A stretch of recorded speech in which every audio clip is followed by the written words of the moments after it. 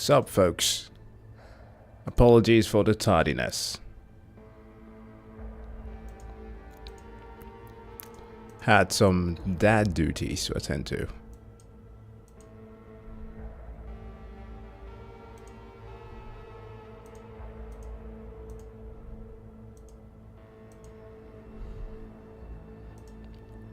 Right. So, have some things on today's schedule to get through. Let me just check mother's basement. I want to have a look at a few things. Oh no, Dillo, you're sick. What's ailing you?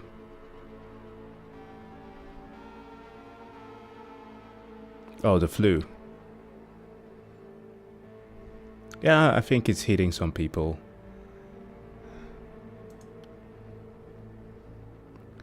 We are... When is it? Yeah, at the end of March, then we get summertime.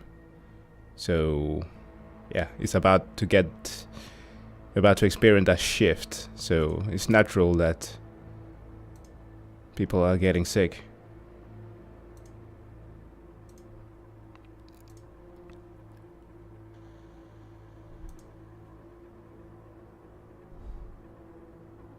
Hey there, man. Welcome to the stream.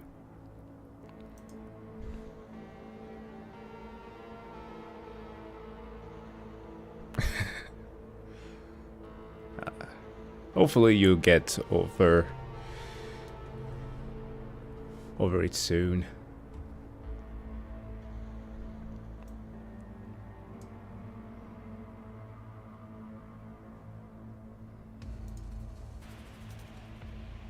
Well, hello there.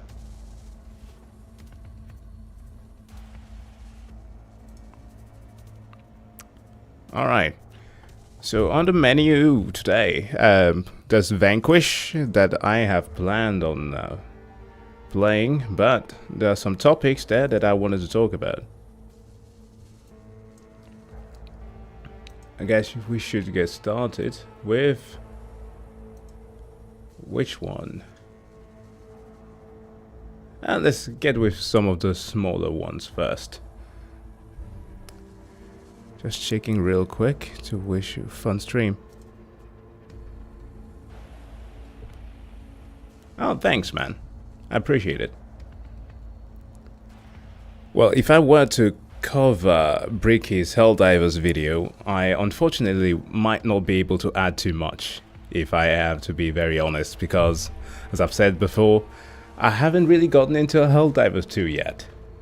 I've been experiencing it vicariously through other players, but as I said, I had to refund it because of server issues in the start, and yeah, not much else. I'm preparing for Dragon's Dogma, which is coming out on Friday, so that's taken more of my... Did I hear democracy? Well, we're gonna try some other type of democracy with Vanquish in a bit. But, I guess I should give... I might be giving Helldivers a little bit of a try and then actually watch the review. It's just that I like to have a little bit of more understanding of the thing that I get into, if that makes sense to you. And also, it makes the reaction a bit more entertaining, especially when it comes to games. Going in blind sometimes is... Hold up, of course, is...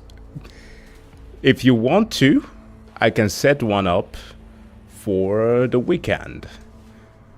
I am streaming Dragon's Dogma on Friday, so for those who are interested, you might watch that. But when it comes to Helldivers 2, definitely. If you want to join the game, you can always either join through the Discord and we can have something set up there, or you can just join me on the stream this weekend.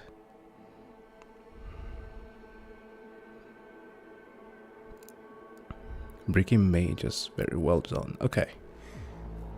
Okay, So, Dragon's Dogma 2 coming out this week? Yes, it is, on Friday.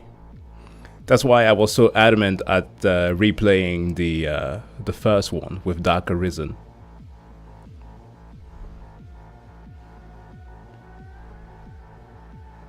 With the DLC. Okay. So, a quick thing. It's a video here from Meat Canyon. Dude decided to upload something. I did not think that he was getting back to YouTube so soon.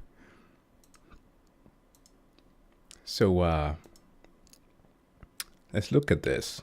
Fat shaming a streamer. Ooh, we don't do that. Yes, that was indeed the Cyberpunk soundtrack playing there. As you know, YouTube is it kind of sucks when you have to look at or listen to songs sometimes from video games to get it flagged. Like, for example, I had a stream that was copyright struck because of music from Disco Elysium, which makes no sense. But anyways, some Mid Canyon.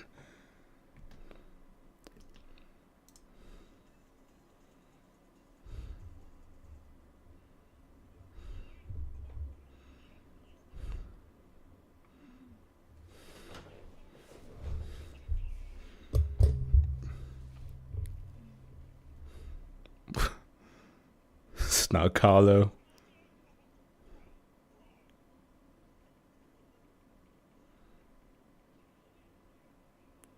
Tyler the Inflator. Okay, he's getting bigger. Oh my god, hold on. Oh, always audio issues. Jesus Christ, it's annoying. There we go. Oh, yep, you're banned. Who said Snack Carlo? Get that guy out of here! Ace Venturo? Okay, banned. Mealtalica? Oh, bro! It's getting bigger. Mom! Timmy, what's wrong? Oh, God! What's wrong, Timmy? What's wrong? My phone! It's too heavy, Mom! It's too heavy! Okay, so here, just hold on. I'll help you. Just hold on. I thought that things like this only happen to Instagram chicks. Like when your phone gets too heavy from all the dick pics that you get. But I guess that, yeah, small trolls also experience the same thing. Dude's built like an Alaska state. Jesus, that's rough. Phoenix, Arizona has sunken in on itself. Government officials have not released a statement as to why this could have happened. But billions of lives have been lost. My monitor just fell through the floor watching this guy? Okay, buddy, banned! Hunter the Parenting. I saw that there's a live one. I reacted to the last episode. I had to go through two. I did not record those in-betweens, the one with the supermarket, as well as another one. Those I watched on my own, on my lonesome. But yes, I watched the last main episode, so they will be up as I'm done editing them. ただいま東京が何らかの現象により地球に飲み込まれたというニュースが入ってきました。科学者の方たちはもうすぐ日本全体が飲み込まれるだろうと言っています。 Nice use of the assets there. You're getting too big. If you grow anymore, you will implode the Earth and destroy humanity as we know it. Oh yeah. Okay. Banned. Y'all called the military? Are you serious, bro? Come on. Banned. The density of this madness, it's reaching critical mass. If this continues, it will create a chain reaction resulting in a black hole. Not only humanity will perish. That's not how it works, but yeah. As well.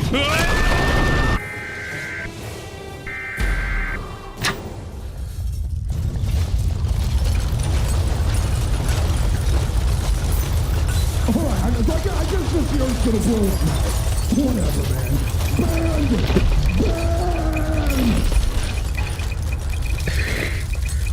what is saying? Puggers? Dude said puggers. This chat is proof of dead internet. My god. Wow. Don't breathe into your mic, man. It was our fault. We provoked him, and now we're all going to die. No, sweetie, don't say that. Don't say that. We did this, Mom. We did this. Yeah, that was very Akira-like.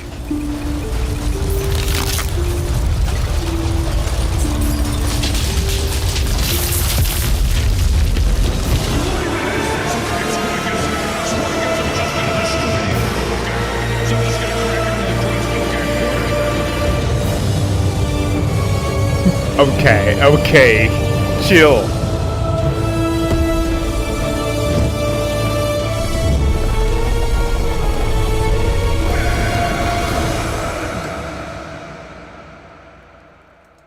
Okay. Chill the F out. Obviously, don't bully people, but if I were to be a little bit technical here, if there were to appear a black hole within the core of the Earth, it wouldn't much look like the one that you get to see in Interstellar. It would look more like a quasar, like an actual explosion of light, because of the energy released from it would just happen so quickly. So you won't be seeing a black hole actually expanding in the way that is depicted. But this is my science nitpicky brain. I'm sorry, but it was still fun.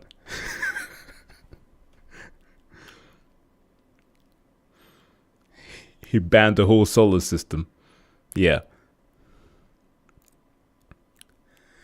Oh, you just watched a thing from Mid Canyon on why fat shaming a streamer might not be the best idea.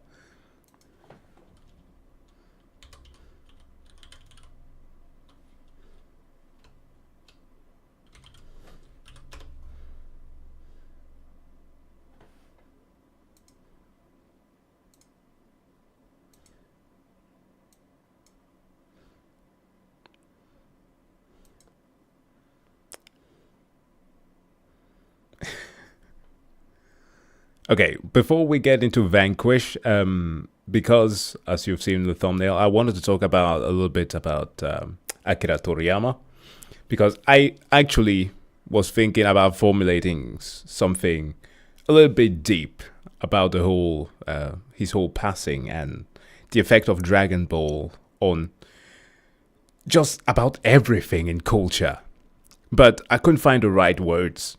But luckily for me, a channel that I appreciate quite a lot has made a video on him, which is Modest Basement. Last time we did watch at least his deconstruction of the Avatar live action, but this time it's on quite literally the man who changed the world.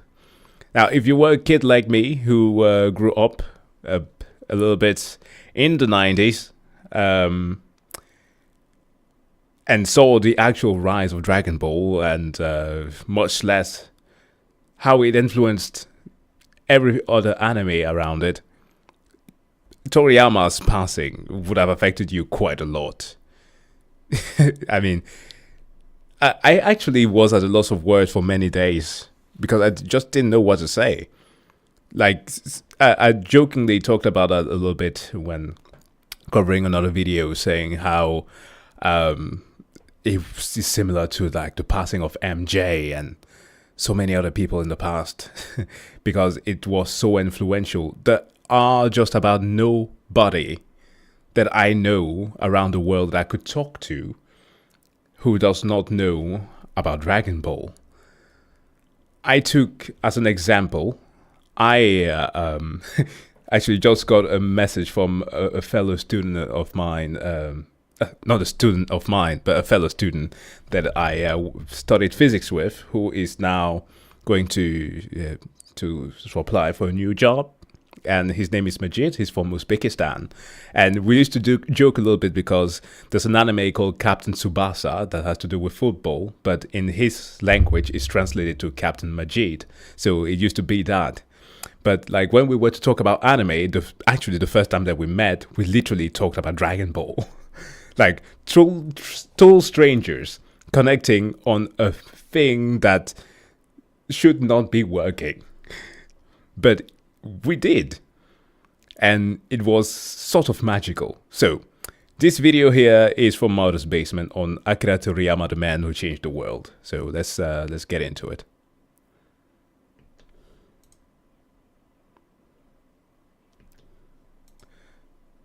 Hold on. There's the sound again. It goes. What am I muted? Jeez. Here.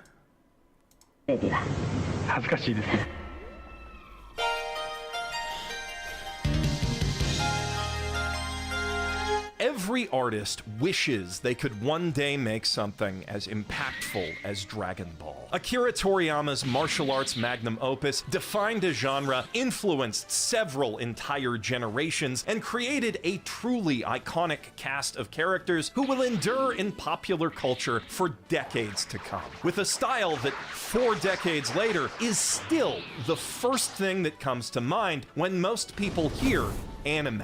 Indeed, Olivier Tom. Of course, Frenchman, you're right there. And also in Brazil, I remember the connections. If I say the name Aldebaran, who are you thinking about? Maybe that might be just a little bit too specific, but that's a character in Senseiya, which is an anime that kind of aired a little bit before that, but also around the same time with Dragon Ball. But yeah. Pretty hot, that show as well. But you could connect with people through those things, and like they knew immediately what you were talking about. But my God, Dragon Ball in Brazil, in South America, is something else. It's literally something else. Like, we might have gotten a thing of a wave that struck like Europe or Africa as well. But again, coming from a once French colonized country, but because of the whole relation, I got to see a lot of Dragon Ball through something called Club Dorothy, which then later on changed into a channel called Manga for some years. And yeah, that was how I was introduced to it. And of course, France and Japan has a lot of good relationships, so it made... Literally, freaking President Macron hailed Akira Toriyama after his passing. He tweeted about it. Like, it's fucking weird. Few artists would have the audacity to even dream of doing that twice. But Toriyama was built different. He didn't dream. He did. Before he even drew his first rough sketches of Son Goku, he was already one of the most successful mangaka in history, thanks to Dr. Slump, an uproarious comedy about a sardonic super robot girl and her dirtbag dad that, alongside Rumiko Takahashi's Urusei Yatsura, redefined what gag manga could be and helped cement their place as the dominant species of shonen manga. A title that Arale's defective descendant Roboco still defends valiantly to this day. Not content to simply reshape a single medium twice, though, Toriyama also helped Yuji Horii invent the JRPG with Dragon Quest just 2 years after launching Dragon Ball, and he's kept quietly working on video games ever since, including one that's considered by many to be the greatest JRPG of all time. Fuck yeah. In fact, he just got done supervising a very cool looking open world adaptation of his manga Sandland that's due out next month. Because even at 68, even with more you money than 50 of me would know what to do with, even as his health was apparently failing behind the scenes, Toriyama still had so much left to give the world. Forget artists, few human beings, period, across all of history have made an impact like Akira Toriyama. Looked on as a god among men, even by other gods of manga, like the late, great Kazuki Takahashi. You know how you'd probably collapse into a gibbering mess of spaghetti if you ever met the creator of Naruto or One Piece? That's how they felt when they met him. Bro, that's the thing. That's literally the thing. Dude, like, One Piece. I don't know how One Piece would have looked like if Dragon Ball did not exist. Nor Naruto, for that sake. Or it's called Boruto's dad. It's incredible. I have no idea. Like, it's amazing. The path that he has shaped for so many people. Eulogized by the government of China. Not like Chairman Xi made a tweet about how he personally really loved the manga. I mean, the Ministry of Foreign Affairs made an official statement on his passing. They're not the only government either. And there it is! Emmanuel Macron was like, Akira Toriyama and his millions of passionate, fans. Man. Who grew up with him today. Oh, Jesus. That's beautiful, man. Like, literally, the president was like, hey, I see you. Rest in power, man. And this isn't even the first time he's been the subject of international diplomacy. Yeah! It's almost impossible to overstate what Akira Toriyama's work meant to the worlds of comics, animation, video games, pro wrestling, model kits, hip-hop, Latin American politics, and more. But I'm only barely qualified to talk about those first three things, so that's what this video is going to be about. And believe me, that'll give us more than enough to cover. His influence truly reached everywhere. Even this video's sponsor wouldn't be what it is without him. The Promised Neverland is one of those rare Shonen Jump manga that truly broke the mold. A tense, high-stakes potboiler thriller that explodes out into this wild, action-packed adventure before eventually transforming into things I'm pretty sure you won't want spoiled for you, at least not now that the whole story, plus the prequel mini-book We Were Born, is conveniently available in this delectably collectible boxed set. What do you know? Demizu Pozuka's strikingly sketchy art style has always been one of the Promised Neverland's strongest selling points, and now you can put some of her most arresting color spreads on your wall with the included double-side poster, and on your shelf with this. Dude, don't start. You mentioned Miura and oh no, oh no. Oh no.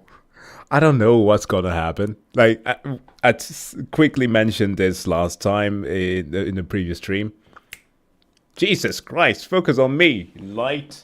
I put the camera on auto there because I didn't bother setting it up correctly. I have no idea what might happen if Eiichiro Oda somewhat disappears. This dude, Oda, did say about Toriyama, if I can find a tweet, that he hopes that wherever he goes, that heaven is how he pictured it. Right? Wasn't it what he said, Oda?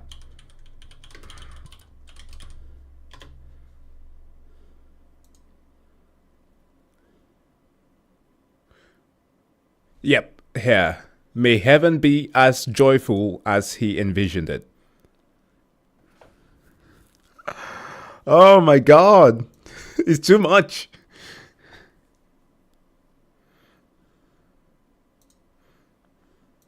This gorgeous display piece. Blown up big enough to make hunting for all the clues and Easter eggs she likes to hide in there a little easier. Yazzie and I spent like an hour staring at this. The light going out was like a premonition for the Promised Neverland.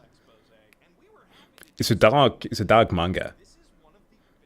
The anime adaptation for season 2 is not good, but the manga is good. On here than you saw in the anime. So many amazing characters you never got to meet. So much lore they could barely scratch the surface of. I've reread The Promised Neverland 3 times over now, and I'm still finding new things hidden in plain sight with each go through. Partly because there are so many tiny background details that just don't come through when you're reading it on the Jump app. This beautiful box is available from Viz at the link in the doobly-doo if you want to try that for yourself, and they also offer singles if you'd rather not commit to a complete set just yet. Now, here's where I'm supposed to segue out of the ad and into the first segment of the video, but where do you even begin exploring a legacy as legendary as Akira Toriyama's? Entire genres, entire mediums would not be what they are today if not for his work. Almost every property he ever touched is uniquely and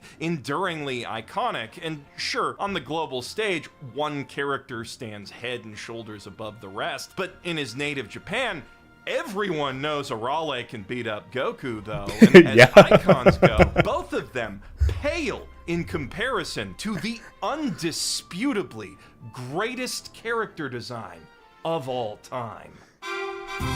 Shut up.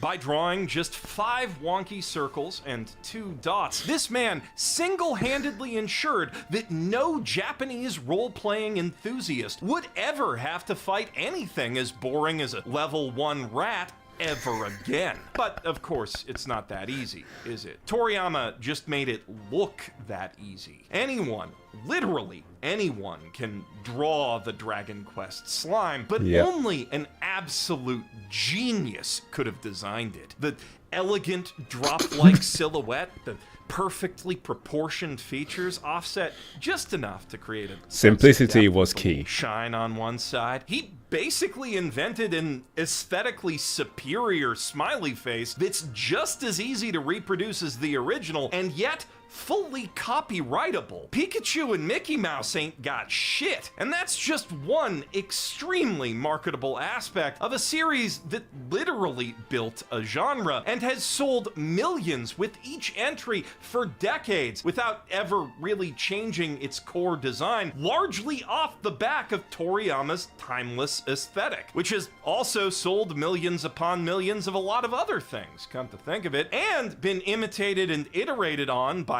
even more artists than that around the globe, from countless deviant artists to his fellow Jump mangaka to the most successful character designer in human history, Game Freak's Ken Sugimori. So maybe that's where we should start, with Toriyama's easily imitable art style and the inimitable skill with which he used it.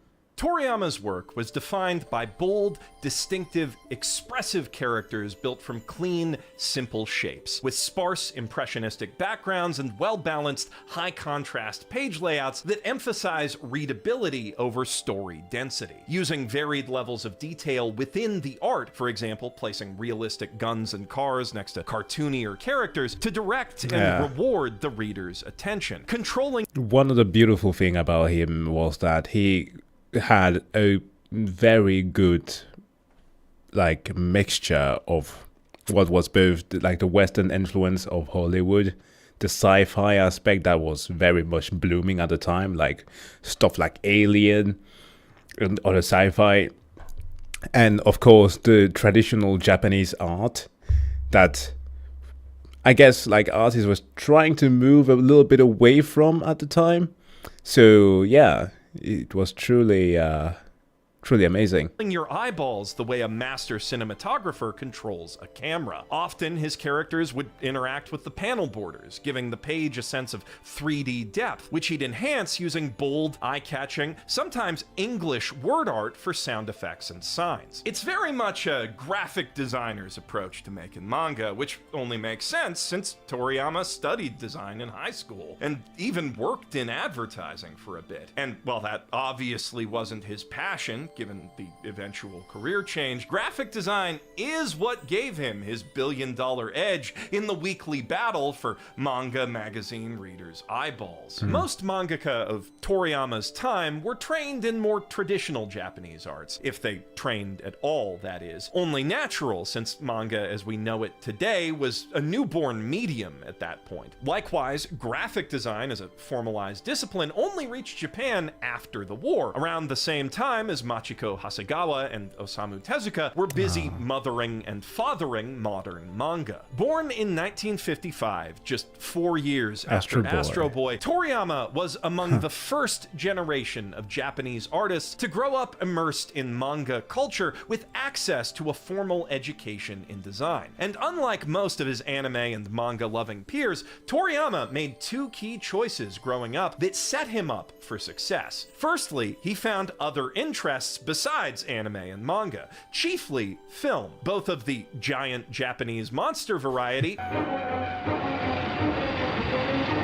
Yes, the only true Godzilla. The Hollywood kind. In particular, war films, westerns, and sci-fi. His all-time favorites were reportedly Alien and Galaxy Quest. So, yeah, even the man's taste was goated. Because Toriyama's interests moved away from cartoons as he grew, the things he drew were more varied than most of his 10-year-old contemporaries. While his classmates were learning how to draw Astro Boy better, he was learning how to draw real boys and girls and celebrities he liked, and cars and guns and tanks and landscapes and all sorts of other real stuff that made him better at drawing anime and manga. Yeah, it really shows. Was a nerd, but not too much of a nerd, and that directly informed his second great life-changing decision to skip college because school is for nerds. Instead, at 20, he jumped right into the workforce as a professional graphic designer, which taught him 2 invaluable lessons by the age of 23. First, he learned what does and doesn't work in real-world advertising scenarios, knowledge that would soon make his manga stand out from the crowd. And second, he learned that he absolutely fucking hated working a 9-to-5, something most of us don't realize until we're too many student loans deep to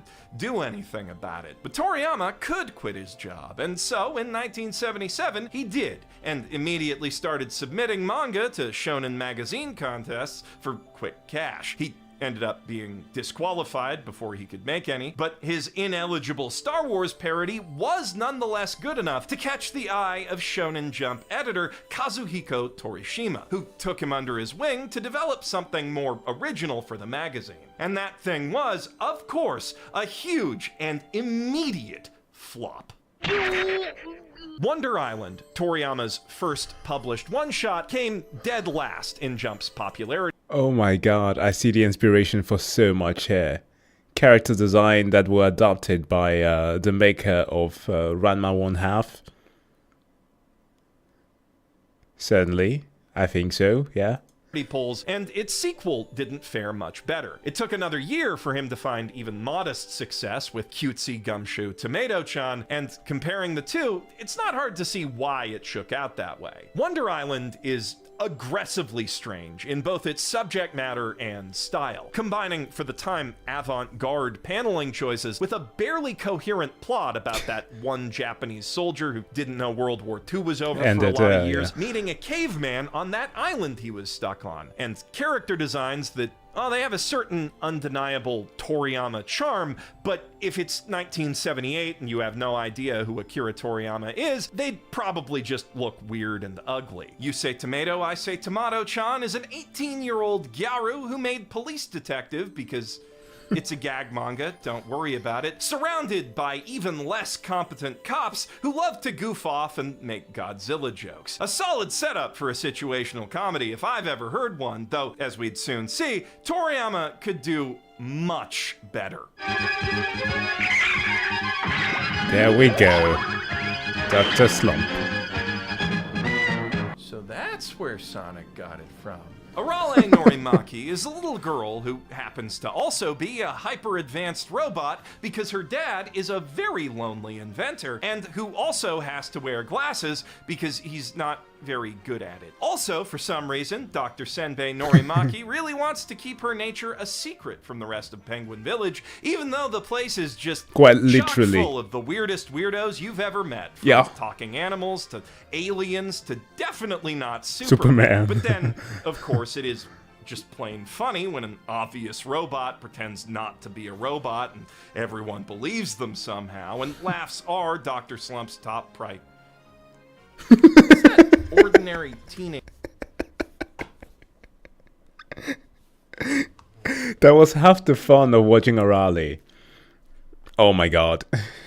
Gotta stop doing the whole thing with the light there. Hello. Yeah, that was half the fun of watching Dr. Slump. Because even as a kid, like you did not need to like have any comprehension. Like it was just straightforward. You understood how stupid the plot was, but it always took you on a ride. Teenager doing behind me.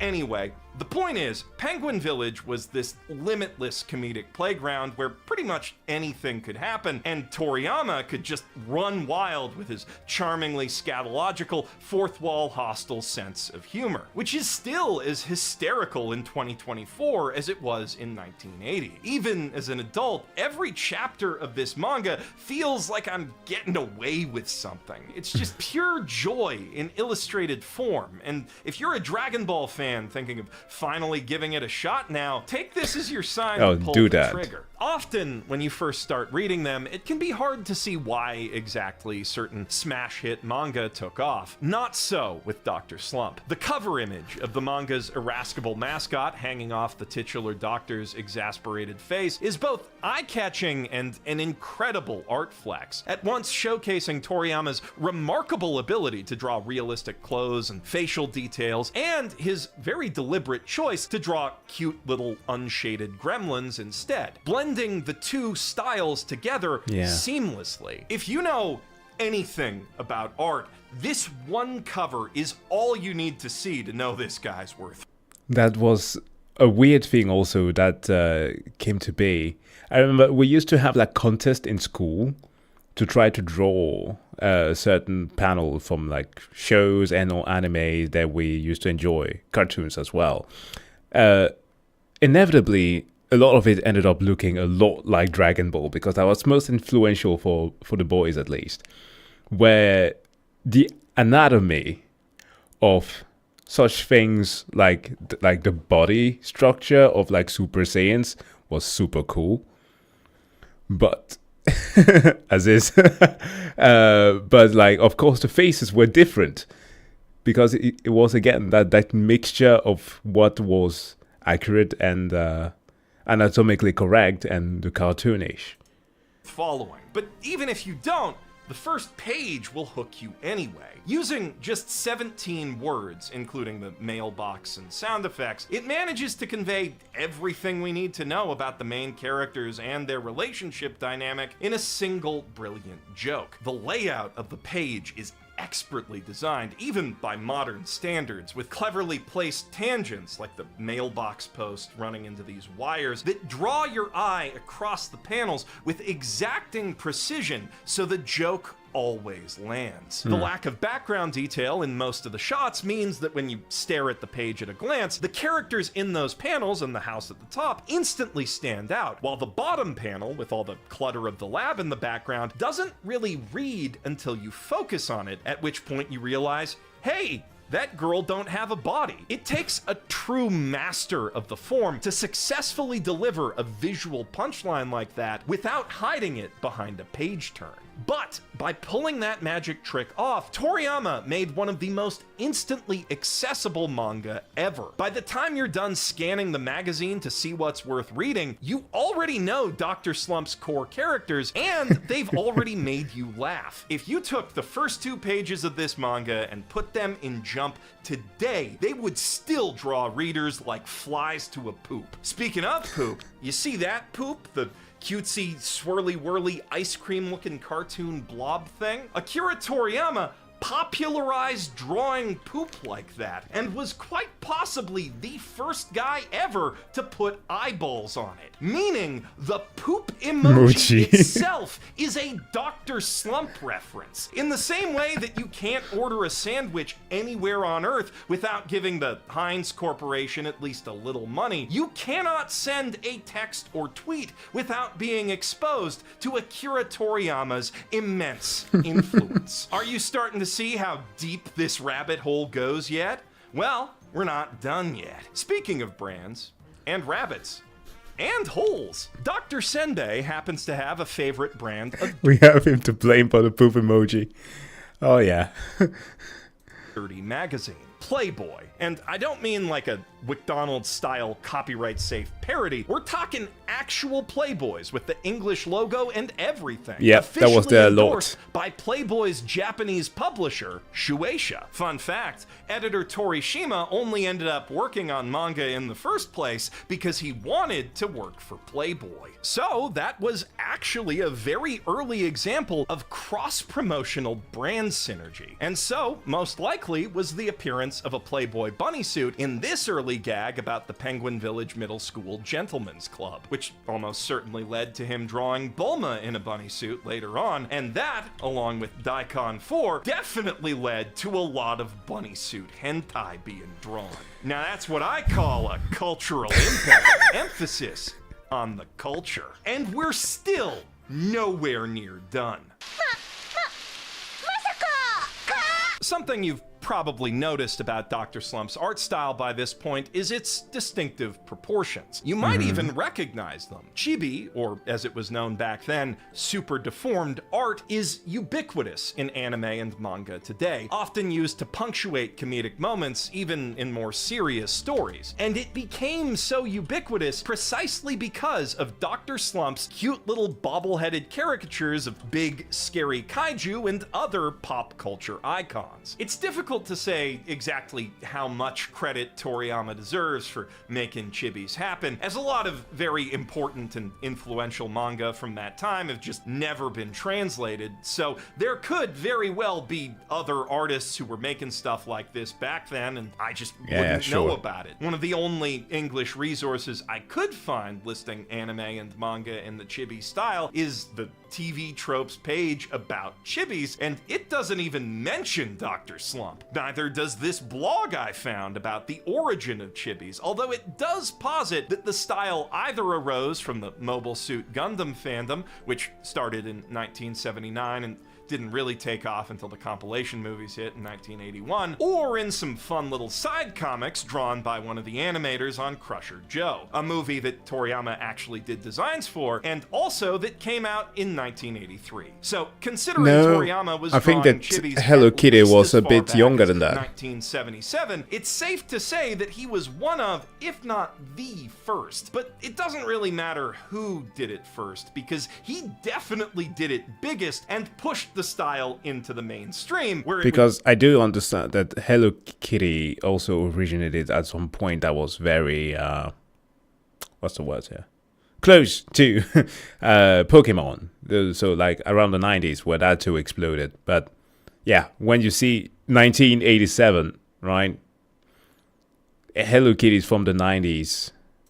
So, go on to inspire SD Gundam. It's a little hard to fathom from a non-Japanese perspective, which mainly sees it as the other thing Toriyama did, but Dr. Slump was instantly, insanely huge. A little over a year after the manga's debut, there was already an anime on the air, which, for perspective, took 3 years to happen with the similarly influential Urusei Yatsura. And within a year of that premiere, it had the third most watched anime episode in the entire recorded history of television, with almost 37% of Japanese households tuning in. Dr. Slump was more popular in Japan than not voting is in America. It was so popular that Shueisha flat out would not let Akira Toriyama stop making it and move on to something new, like he originally planned to do after just 6 months, unless he pitched something that could be even bigger. So, over the next few years, Toriyama and Torishima got to work doing just that in what little spare time they had between new chapters. Once each Dr. Slump draft was in, they'd stay up late into the night, drinking, smoking, watching classic kung fu movies, and workshopping a story about a goofy little martial arts guy who would take on and eventually triumph over the whole dang world, both in the manga and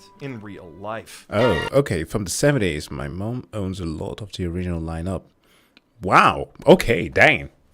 That's cool. I wish my mom had that.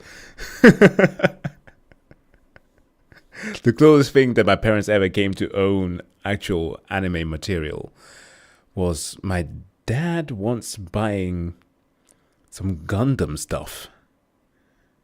I think that was through him that I got introduced to Gundam, but I'm not too sure. Like a kid. But yeah, that's ages ago.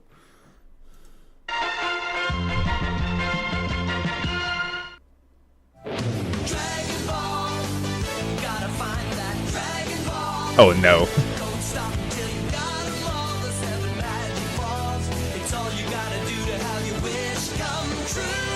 Damn, that theme. That theme. Theme song whips ass. Wish I wasn't 4 years old when they aired it. All kids my age got was Dragon Ball, friends working together, a boy and a girl in a struggle.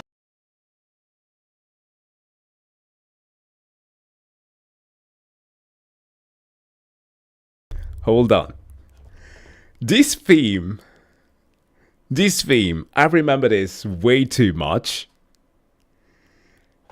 I want to say that it sucks, but it's ingrained in my mind. Oh my god. I was expecting him to drop the chala, hey chala thing there, but no, not this one. God damn it. What the hell?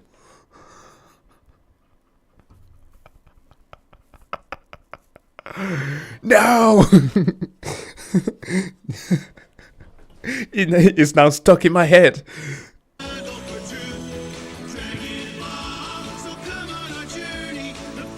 Oh, God. And the worst part is that we heard that one in French. In French! Honestly, they could have had Nickelback write the Canadian intro, and I still would have tuned in. Because by the time the OG series hit the English airwaves again, my generation was already Dragon Balls deep in the Android saga. I still remember vividly that momentous day in the summer of '99 when I first met Goku on YTV. Instantly thought he was the coolest dad ever, and shortly thereafter watched him eat a laser beam through the heart and die. Yes, you know what? I was very envious of Latin Americans. Why? Because just about, I think almost every single anime had the original OP. I remember watching Street Fighter 2V or V2, whatever. Which one is it? Hold on. Street Fighter V2.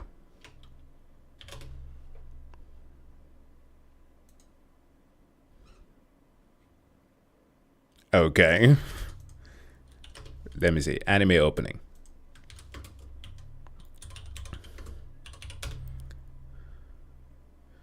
This one here. Oh my god.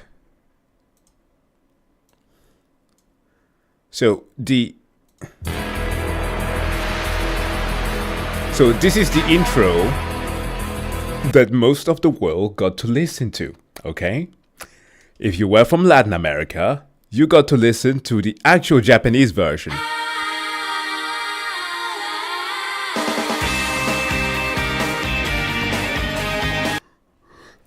Who wouldn't want to have a catchy freaking soundtrack? What the fuck?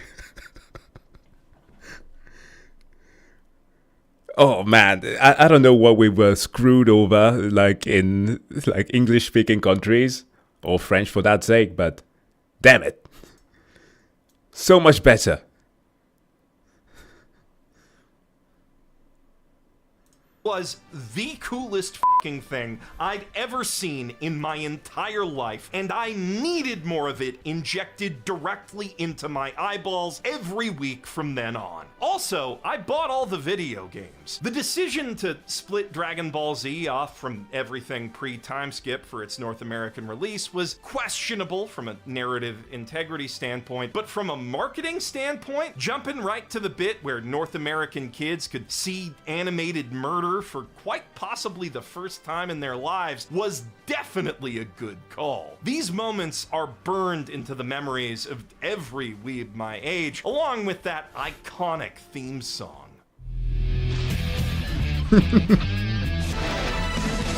And of course this one.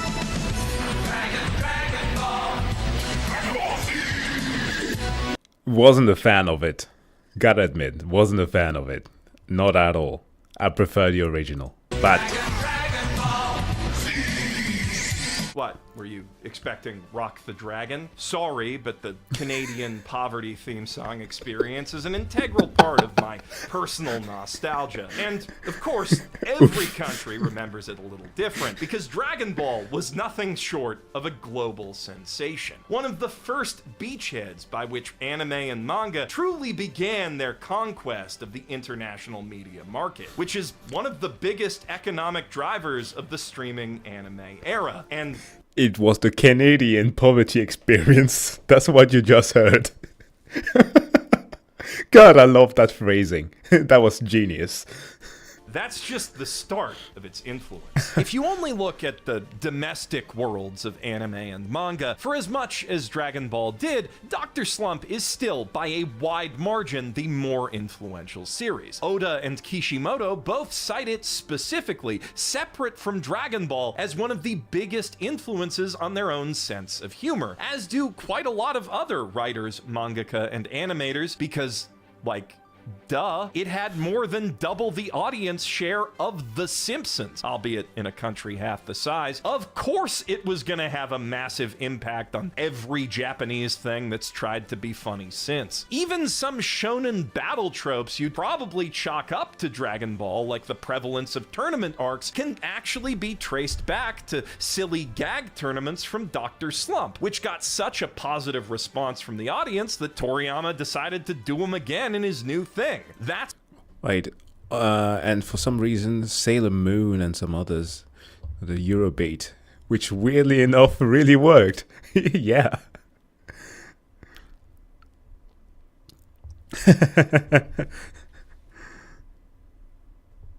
Also, as Smart J is pointing out there, it also depended on the days.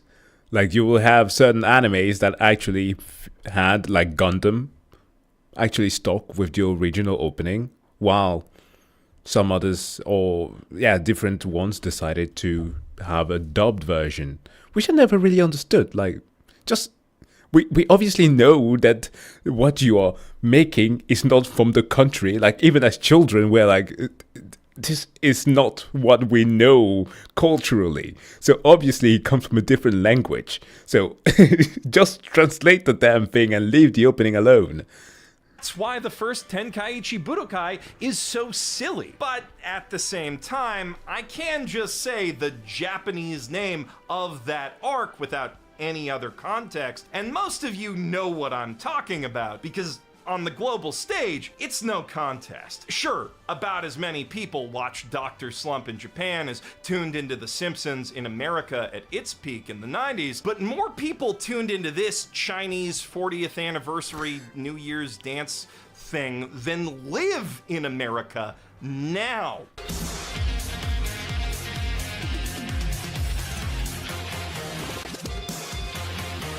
It's not at all absurd to suggest that Toriyama's contemporary Japanese take on the classic Chinese novel Journey to the West played a major role in healing relations between the two nations, which probably wasn't his intent. One of his greatest charms is he never took himself that seriously, but he and Torishima definitely did design Dragon Ball with broader markets than just Japan in mind. Now, to be fair, when it comes to the Captain Tsubasa or Oliver Tom situation, you could be very much fooled into believing that because it had to do with like worldwide football. Like the characters were around those countries, right? Cesare from Italy. Even like the freaking uniform that they were wearing kind of had the colors from the countries that you knew. So I could understand that part. Oh wait, am I confusing them? No, that is correct, right?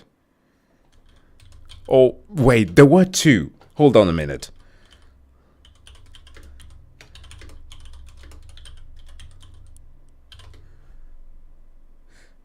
Yeah. I'm not wrong. That was absolutely correct. That was the right name that I used there. Also the goalkeeper and everything. Good. Just had to remember exactly where the name were from. But yeah, if we look at the Japanese jersey, I think it was very much resembling like the French one that was just plain white. and some blue stripes, right? So it makes sense. I mean, Goku was clearly inspired by contemporary Chinese heroes like Bruce Lee and Jackie Chan on top of the Monkey King, as well as Superman, who's also a recurring character in Dr. Slump, just by the way. And plenty of Toriyama's other favorite Hollywood things also made their mark on Goku's journey west and beyond. And in turn, when the comic and animation industries of all those countries began taking more and more cues from their counterparts in Japan, Toriyama's notes were some of the first they copied. Although Penguin Village was visually reminiscent of the California coast, because blue skies and palm trees are easy to draw, baby. The general vibe of Dr. Slump remains distinctly Japanese, or at least Japan does America, you know, like Earthbound or Resident Evil. For Dragon Ball, Toriyama sought to give his story more of a globe-trotting international flavor, taking his heroes from the mountains of China to the islands of Okinawa to the desert to cities reminiscent of both LA and Tokyo, introducing them to a diverse cast of characters along the way, including Chinese and Japanese folk, Russians, Americans, Indians, Native Americans, and Africans. And, like, as representation goes, you can definitely tell he liked Kimba the White Lion and Superman when he was a kid, but it would be crass to dwell on that in a celebration of Toriyama's memory, especially considering how beloved his work is by people from all walks of life.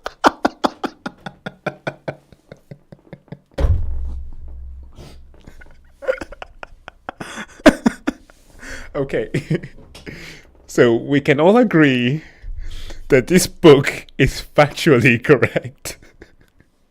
Nobody is questioning this one, okay? Absolutely no one is questioning this one. Piccolo is black and that's the way it is. We can all agree.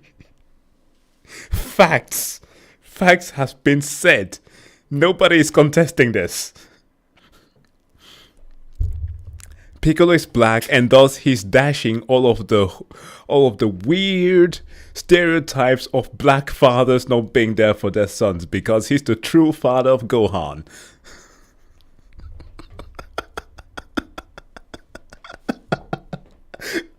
This is amazing. I need to find this book. Jesus Christ, what the fuck? A memoir on race, religion, and pop culture. Whew. Life. The excellent Twitter cartoonist and voice of Kenny from Beyblade, House of Decline, once joked that Goku is an international language, and he really wasn't that far off the mark.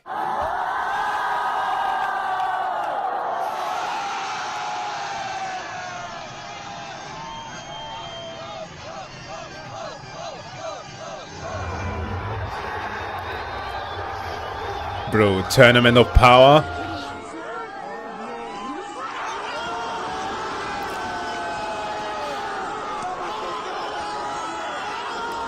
Even Toriyama's depictions of gods and the afterlife, though they draw most heavily from Buddhist traditions, blend aspects of various world religions and his own very quirky sense of humor to create something that doesn't feel of any one culture so much as it feels like Dragon Ball. And regardless of how they feel about any given religion or philosophy, pretty much everyone likes Dragon Ball. Though many don't like, or at least respect it nearly enough. Nowadays, it's a common sentiment that DBZ's a victim of Seinfeld isn't funny syndrome. Many a weeb has said, yeah, it was good for the time, but by modern standards, it's nothing special. And with all due respect to all those weebs, they could not be more wrong. While Absolutely. The series it went on to inspire undeniably added many refinements to and cut fat away from the template Dragon Ball laid out, few manga have ever done the whole martial arts adventure thing better.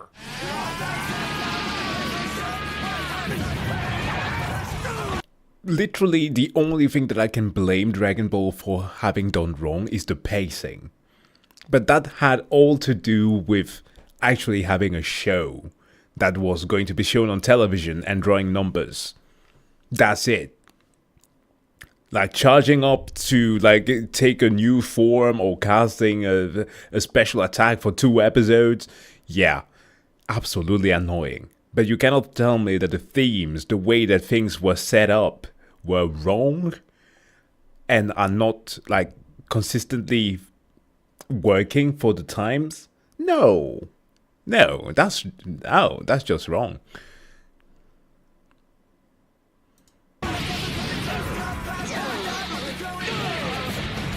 I emphasize manga because that version doesn't suffer from the many problems inherent to weekly adaptations that really hold the anime back. I read it for the first time just a few years ago when the Jump app dropped, after having watched the anime all the way through twice over and played through its story several more times over in game form, and I was blown away by how effortlessly fun it is to read. Even if you've heard the story 1,000 times over before, no one tells it like Toriyama himself. Your eyes just glide over the page, and it always feels like the art's moving right along with them. Conversational scenes strike a great balance between text and artwork, with at most 3 bubbles per panel before the characters move on in their stage business. And in the action scenes, the dialogue's cut down to a minimum, with art and sound effects alone often being used to both direct the eye and convey every detail of the choreography. Dude,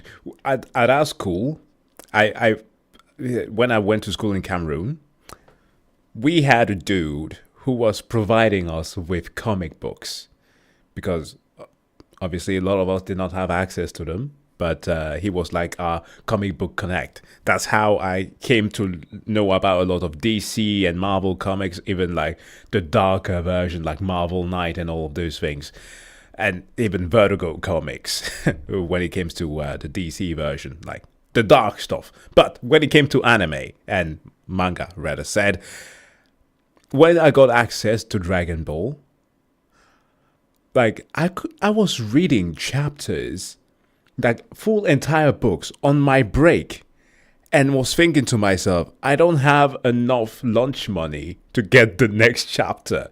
So how long am I going to have to wait? And how can I fondle something from my parents to make sure that these guys give me the next book to get access to it? It was such an ease to read through, and there was no time wasted. So he's absolutely correct here. Dialogue bubbles we do see serving as anchor points where your eyes can pause before the next flurry of fists begins. The mastery of paneling that Toriyama already demonstrated with Chapter 1 of Dr. Slump has been honed here after over 200 straight weeks of practice to a downright godly level of skill, which he leveraged with a much more fluid art style that gradually evolved as Goku grew up, from a sleeker take on the chibis of Dr. Slump to, well, basically the foundation of the entire modern shonen aesthetic. A compromise between the clean, cartoony style of his own work and the cool, gritty, mature aesthetic of Fist of the North Star and JoJo. Though that compromise did have trade-offs, and the smaller version of Goku's design does still lend itself a lot better to animation, as the upcoming Dragon Ball Daima beautifully demonstrates.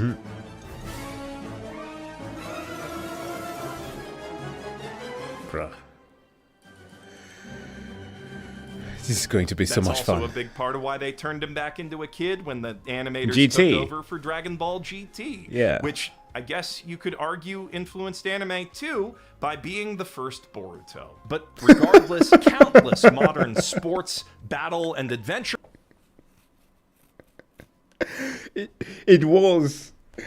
Oh my god. Oh, Jesus Christ. It was the first Boruto. It was the first Boruto. He's right. It has a lot of good ideas, but it did not execute them correctly. But man, if we ever were to see, like, I have had issues, right, with getting through Dragon Ball Super. I have got to admit, it has not been easy. There are some plot points there that I kind of feel like, should we continue with this at all?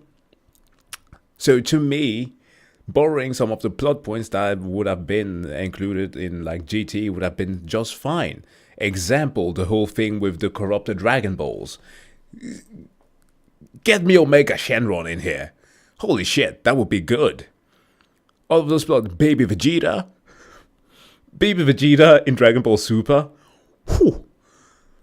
I have no words of how badass that might turn out to be. But yeah, the execution was not good. So yeah, I have to give it to him on this one. Manga have adopted styles similar to what we see in DBZ. And even with all that competition, Dragon Ball's art and layouts still look the cleanest of anything I've ever read except maybe Bleach. That said, Dragon Ball does undeniably have some issues with pacing, foreshadowing that goes nowhere, and plot points that come out of nowhere, owing largely to how Toriyama made the whole thing up as he went along. There aren't a lot of those issues because he was really good at making shit up as he went along, but more thorough story planning was nonetheless one of the biggest ways that the series he inspired, from Yu Yu Hakusho to the Big Three, improved on the core shonen martial arts concept. But in doing their planning, they all borrowed from his work and codified the shit he made up into genre tropes, some of which the vast majority of mangaka were nowhere near funny enough to pull off, though that didn't stop them from trying. Dragon Ball's impact on the shonen landscape... Yeah. The whole thing about the female protagonist that is just way too perverted has been a thing. And I want to give him that one, that he might have been the person to popularize that. Because goddamn, young Goku and Bulma, that dynamic, I was very surprised when Chi-Chi was introduced as Goku's wife later on. And that they had a son when Dragon Ball Z started. I was like, oh boy. Okay. This is not what I expected, but you know what? Fine. No. We don't speak about Fire Force here. We don't speak about Fire Force. Why? Because the author who made Soul Eater, one of the most underrated and goated animes of all time, decided to create one that is quite literally amazing, plot-wise, action-wise, but decided to ruin the entire thing with needless fan service. Why? Why on God's green earth would you ever do that? Oh my god, the fan service in Fire Force is like, fine, it exists, but why does he have to ruin every single moment? Like the cat girl whose name that I cannot remember, the chick who always ends up in the weirdest situation, losing her clothes. Why does that happen? Literally in scenes where she should be fearing for her life, they pull up crappy fan service. It's so dumb.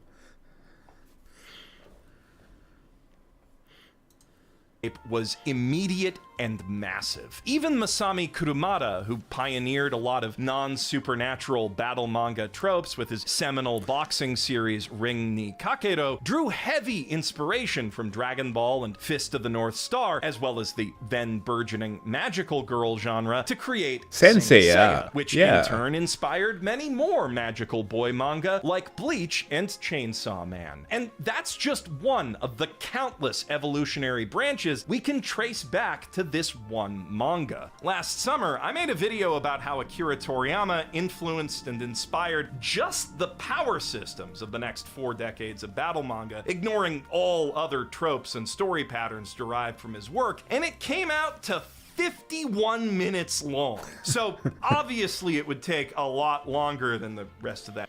Ooh, Hunter x Hunter when it comes to power systems. Perhaps one of the best out there. That is actually comprehensive. Like, people are freaking out about Jujutsu Kaisen and trying to understand which curse techniques work how. If you want something that actually has a comprehensive system, go and read Hunter x Hunter. It's complicated, but it's comprehensive. Like, you will never be confused about what happens in this. That timestamp to unpack all the ways he changed the Shonen game, but for now, you can go watch that to get some idea. Oh, but don't click away to watch it just yet, though, because we still have to talk about how Dragon Ball defined an entire genre of video games. Hold on, the fan service in Fire Force was just to spite the editors because they kept telling him to scale down the action. What? Oh, okay. I was not aware of that. That's kind of fun. Yeah, because it is a bombastic action show. It's great. But yeah, if only the fan service wasn't there, I could actually bear watching it through and not having to force myself to get through just 2 episodes at a time.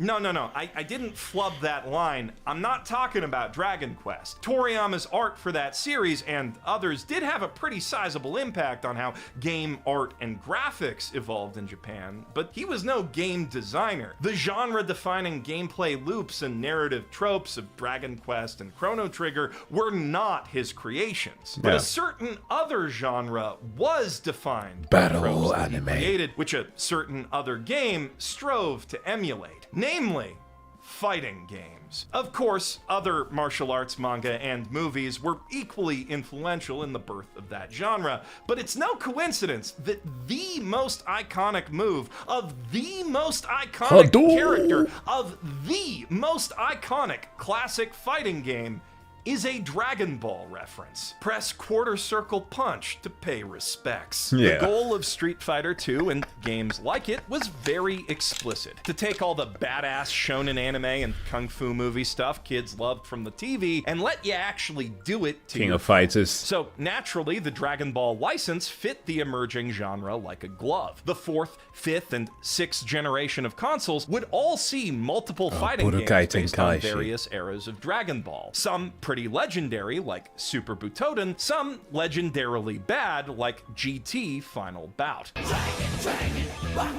No.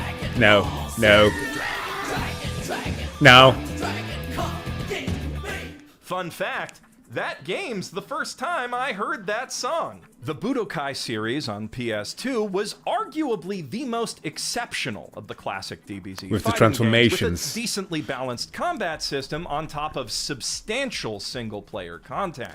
The Budokai one was the first time that people started testing with the whole thing of alternate transformations. I think this is where, like, people started making their own branching universes.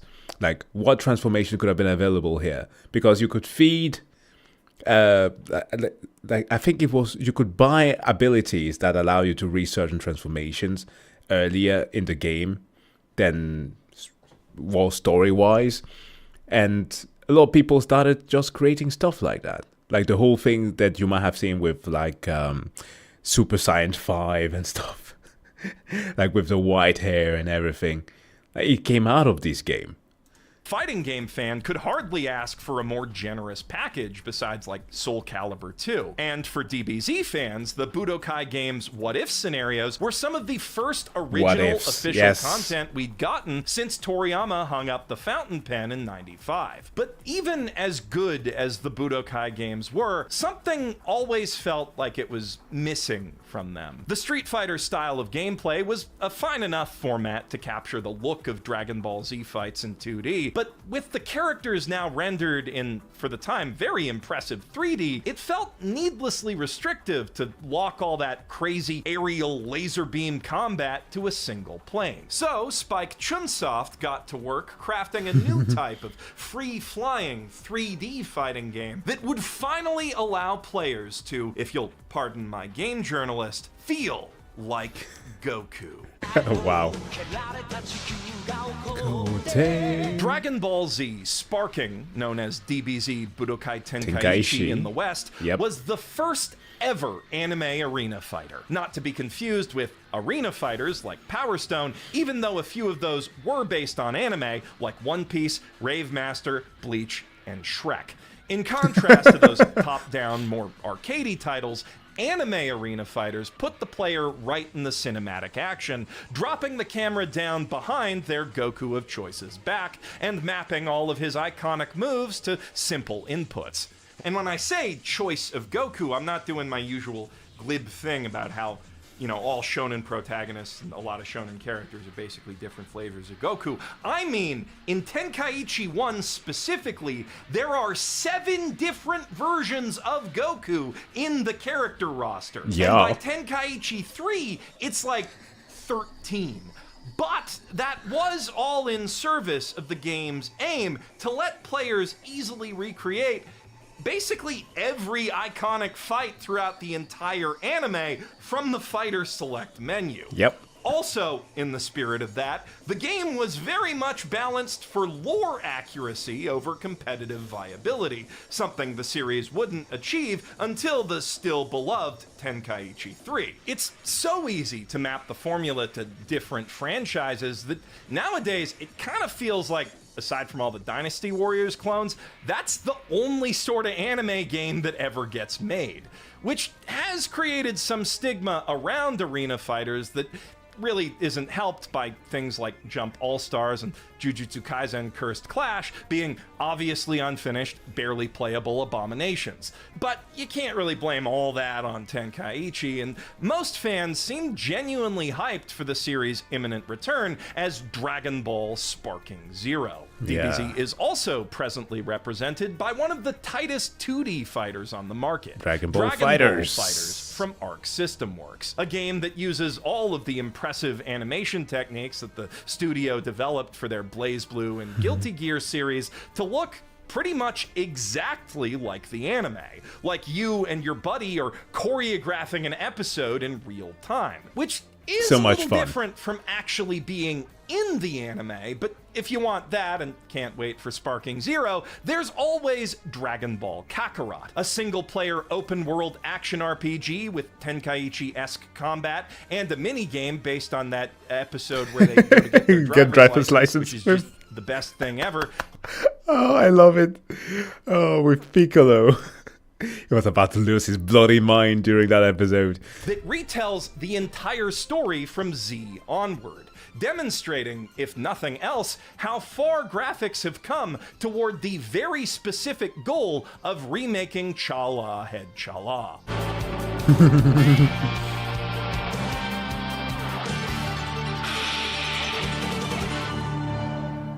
Advancements that were driven in no small part by licensed games based on Dragon Ball or anime inspired by Dragon Ball, and original Japanese games seeking to emulate the look and feel of those very same anime. Eventually, the techniques they developed for those games would make their way back into anime, Superhero. as model swapping and frame skipping unlocked the secrets of making 3D characters in 2D environments not look like complete ass.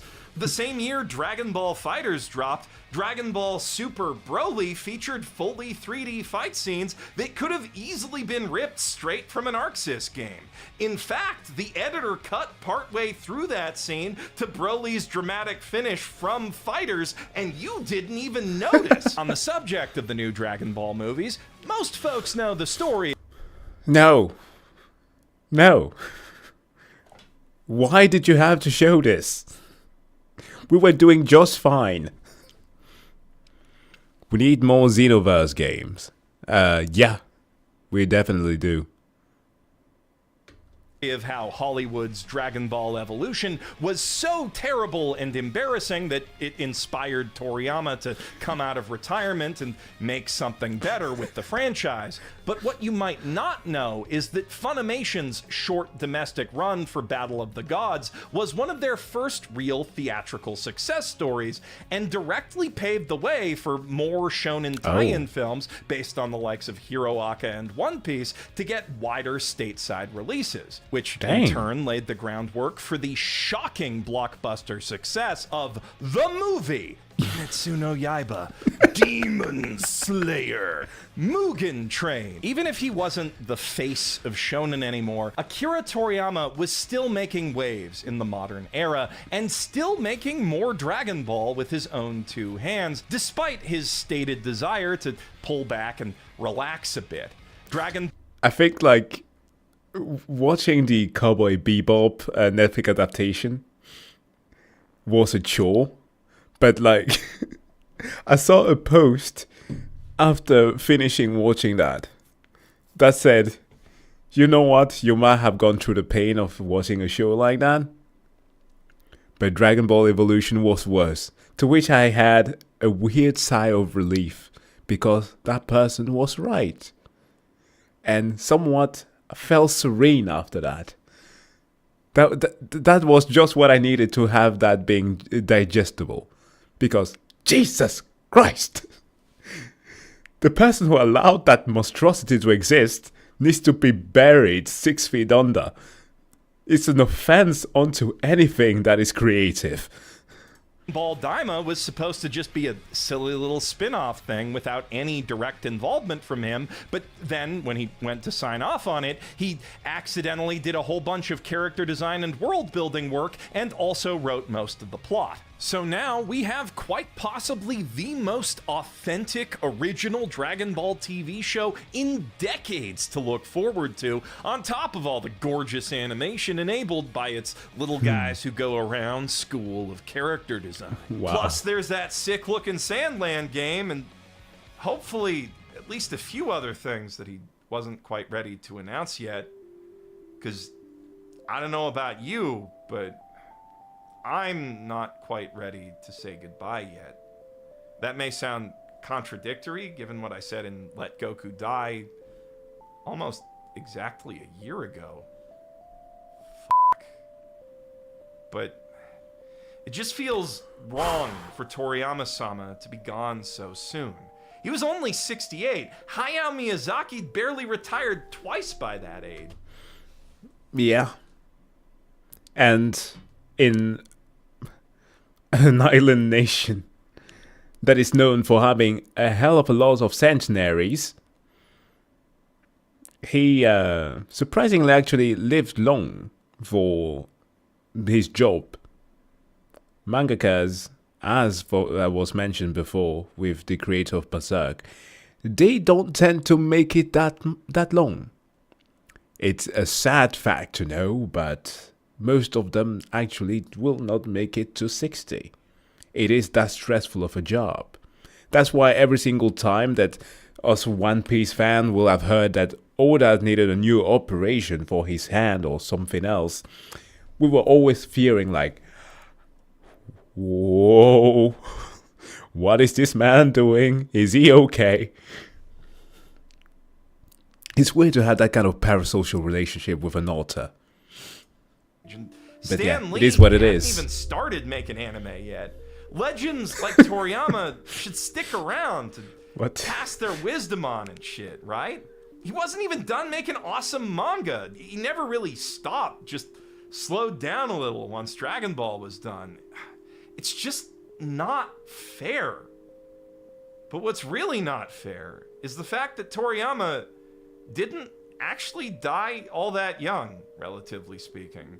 In fact, a Japanese blogger crunched the numbers, and it turns out he beat the average life expectancy for men in his profession by 6 years. Most mangaka don't make it past 62. No. And for reference, the average life expectancy of men in Japan, a country that, by the way, has a word for when you work so hard you die, is 83. The toll that making manga takes on the bodies that make it really can't be overstated. They work grueling hours to hit brutal deadlines, and even though publishers have gotten at least a little better at easing up on the schedule, many still destroy themselves for their work, driven by passion as much as hunger, dreaming that they might one day tell a story that reaches the entire world, like Akira Toriyama, who left Yeah, they have it rough. us far too soon, and yet will stay with us for as long as mankind loves manga and anime. And who none of us really have to say goodbye to just yet, because he left so many differently amazing works behind. No matter your tastes or interests, I guarantee there's something with his fingerprints all over it that you haven't taken the time to appreciate yet, and you will totally love. So go read Sandland to get hyped for that game, or go get to finally playing Dragon Quest and get cultured, or play Blue Dragon if you're already cultured, or Toe Ball. Toe Ball's great. Araki cannot die, okay? Araki is a bloody vampire. He is the embodiment of Dio. Like, the man is how old? Let me see. Hirohiko Araki. Araki is 53? No, 63.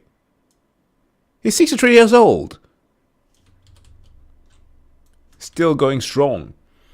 So, no, that man is not dying. And he does not look a day older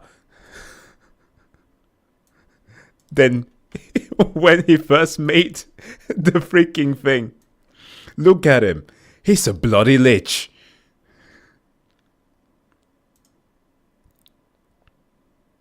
Yeah, this man is not dying. Okay? He is not dying.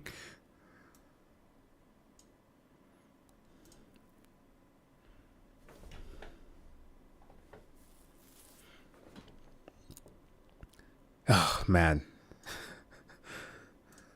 Or do what I'm doing and finally give Dr. Slump a shot. I don't recommend binging it personally, though. Comedy of that caliber really deserves to be savored. And all of Akira Toriyama's work deserves to be remembered. Even the stuff that didn't change the world. So I hope this pushes more people to seek it out. I'm just one fan among legions, saying thank you for changing my world.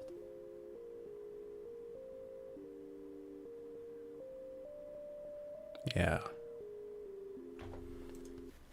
That was amazing, man. Yep. that was him.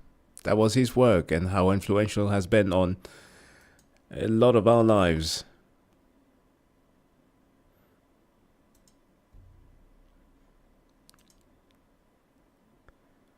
Whew. It will never be forgotten. My first and favorite video game series is Dragon Quest. I never did get that deep into Dragon Quest. I played like 2 titles, but that was like much later in my adulthood. So I did try one as I think in my teens, but it didn't catch my attention as much. I did read some of the mangas, so that was made of it, but that was not really what caught my attention, at least of his work, was not Dragon Quest.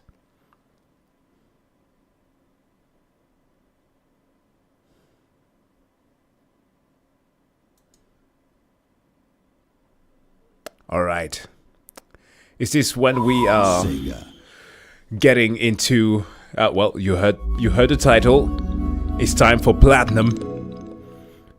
It's time to get into the OP game franchise.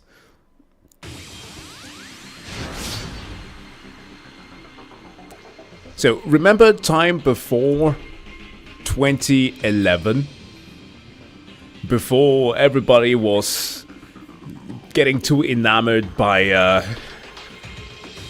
Raiden and memes, the DNA of the soul. Well, Platinum Game had put out some stuff. Obviously, Bayonetta was one of the biggest hits. But then there was also this thing here, called Vanquish. Now, I remember partially part of Vanquish, but from what I remember of it, it was absolutely bombastic. And that's why we're gonna play it today. Allow me to adjust a couple of things here, so that I can see my chat correctly. And let's get into this. Oh, well, that's Steam.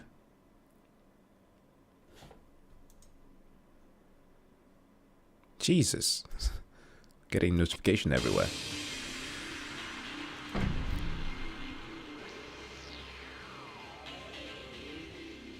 Well, I got the hoodie. I have no idea. This was gifted to me.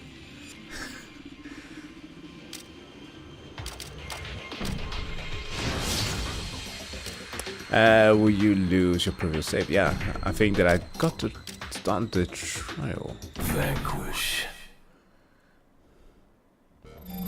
Yes, it's the sliding simulator game.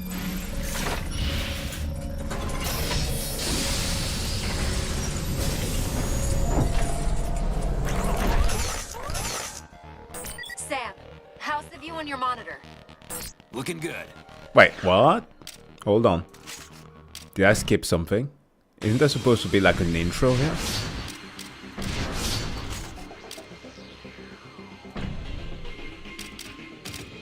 Vanquish. Well, okay.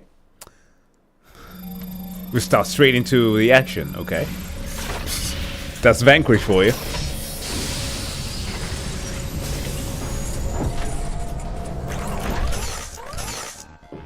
Sam, how's the view on your monitor? Looking good. The scenery's a little bland, though.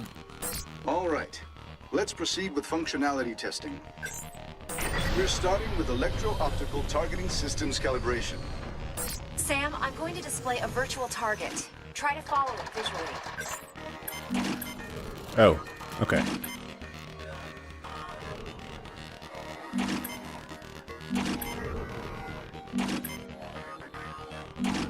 If things seem backwards, let me know and I'll adjust the optical nerve sensors. That's good. You know, this is a real pain in the ass. How many times you guys gonna make me do this? It's important we have baselines. DARPA. Just because you can read a manual doesn't mean you know what you're doing.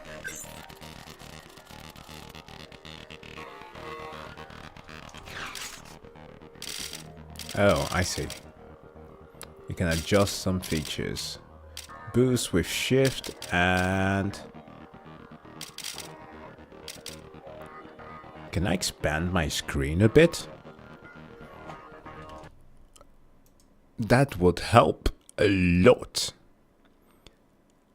It's because I'm playing on the ultra wide right now, so I'm trying not to get into windowed mode. Good. Okay, that's good. True. You know I know what I'm doing, so let's do something different. Subtitles on, camera on, keyboard and mouse.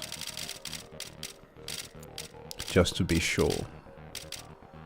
Activate bomb. Yes. Okay. I think we're good. What's on today's test schedule?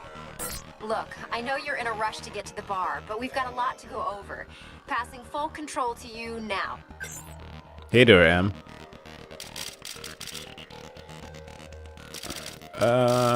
What movement? Go ahead and give us some basic rotational movement readings.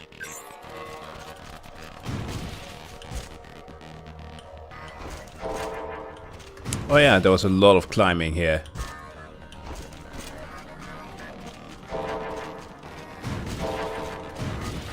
A bit of Dark Souls.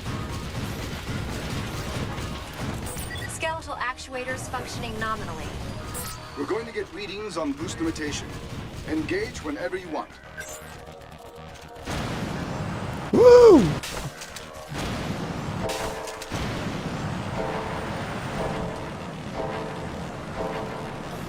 Overheating. That's maximum practical output on our current reactor design. The suit's cooling system can't keep up with that output level. It's causing some temporary performance loss, especially in the skeletal actuators. I'm losing like 30% mobility here. 30% is within our project goals. Elena, let's move on before Frank reads us the Project Grant chapter and verse. Bruh. It's a lot of revengeance there. Okay, guns. Proceed with test. Affirmative. Launching virtual target.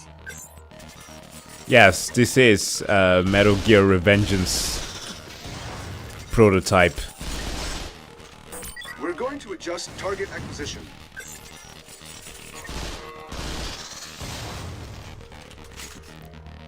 Oh, yeah, right.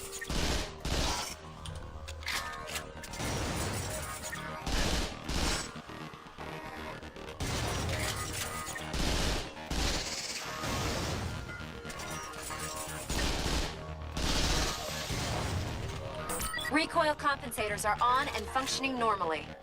You can't suppress the recoil anymore? Sam, your weapon isn't exactly stock.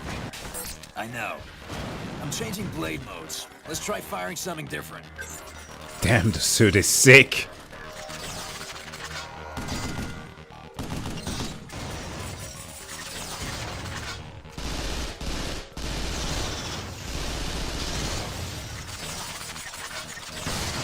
We're still working on expanding the number of configurations stored in memory. You can't just scan whatever you want and have it work. That being said, go ahead and activate the scanner.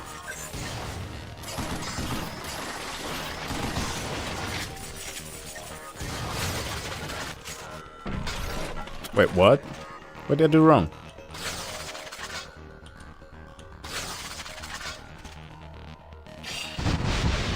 Oh, blade launcher. That's cool.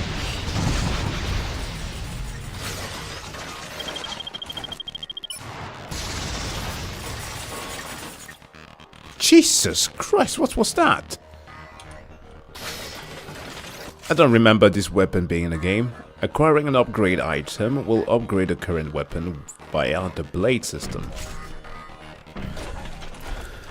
This thing is even picking up surface scratches. Blade can only replicate what already exists, even the imperfections. Now we're going to check the grenade mounts. Jesus.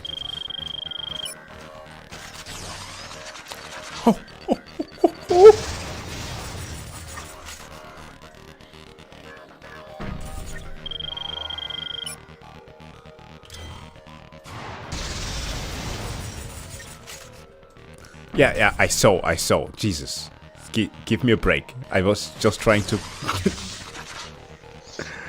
I love the animation.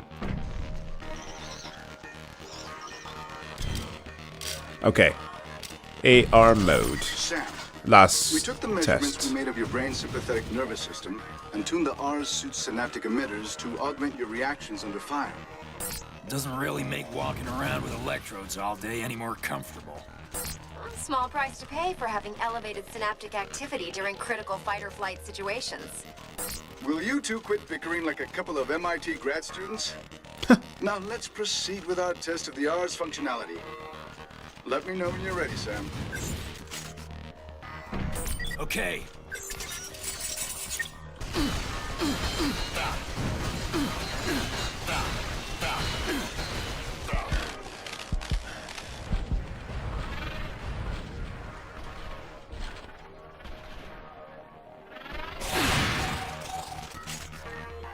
Taking critical damage will automatically trigger AR mode until your suit overheats, allow you to react. I Okay. finished implementing the manual trigger system you asked for. The system will automatically lock if it detects any life-threatening imbalances in your hormonal levels due to extended use. Okay.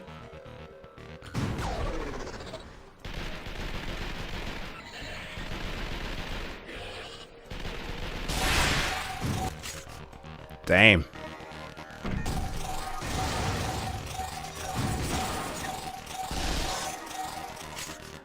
Okay, I noticed.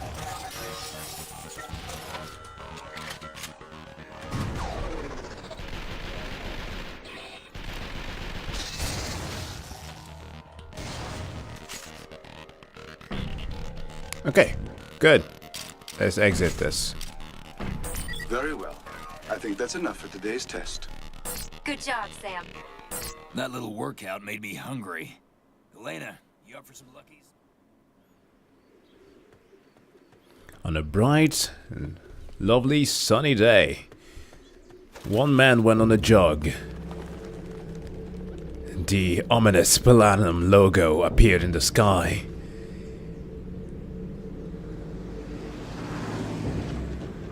And what looked like a Metal Gear Revengeance cinematic started playing, with an overview of San Francisco, when suddenly nothing happened. Not yet.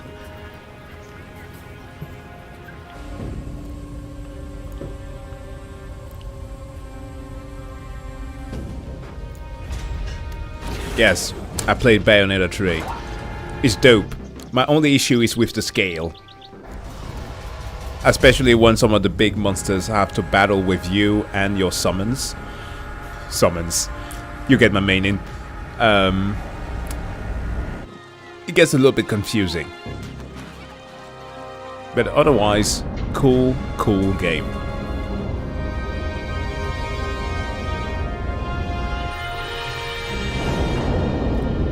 And then, suddenly, a farmer from Malaysia fired his laser.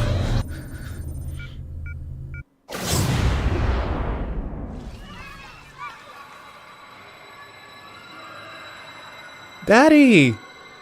What's the Godzilla beam doing up there?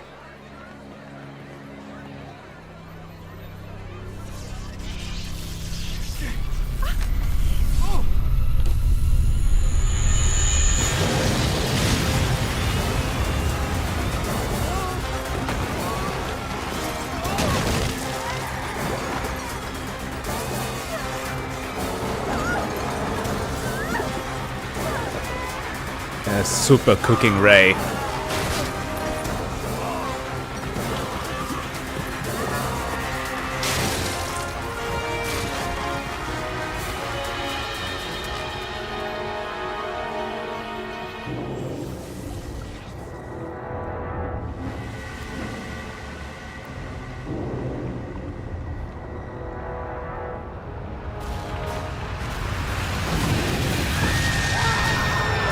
Yikes.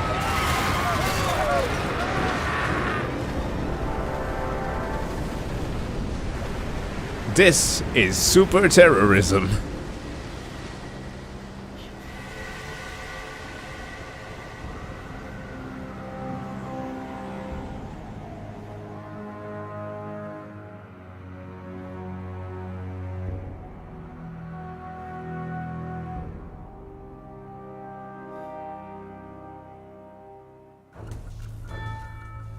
The Order of the Russian Star now welcomes you to the inauguration of a Oh yeah, I Russian forgot. state.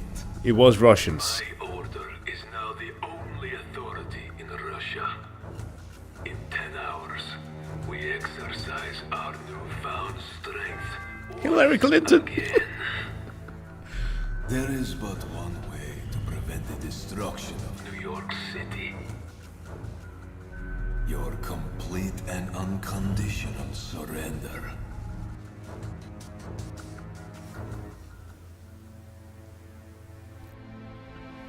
My fellow Americans, today has been a day of great tragedy.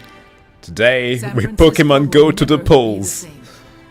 And the toll of our war has increased by countless men, women, and children. Their loss is deeply felt by every American. To those who have committed this heinous act, we say firmly, we will not negotiate with those who wish to destroy us. Our strength is unmatched, our will resolute, We will be victorious. God bless you all. And God bless the United States of America.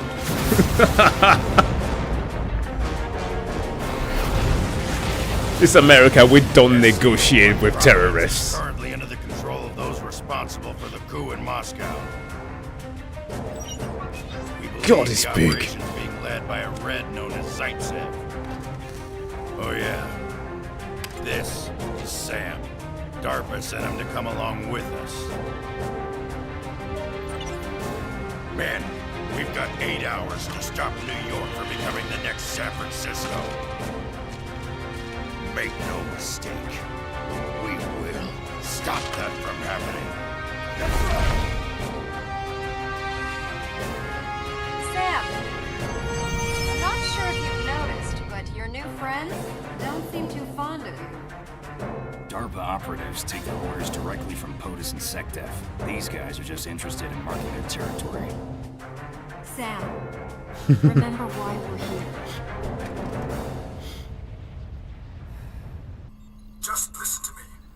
The American government has been betrayed by one of its own. You two are the only ones I can trust with. This is literally the precursor to Metal Gear Revengeance. Even to the voice actors.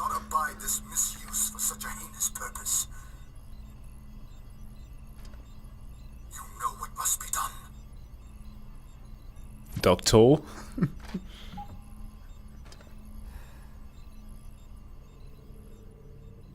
We'll get the professor back. This place, hell, even this suit runs on his energy designs. He's too valuable to kill. I know. Neuron activism. You've been working on? Oh, activation, yeah.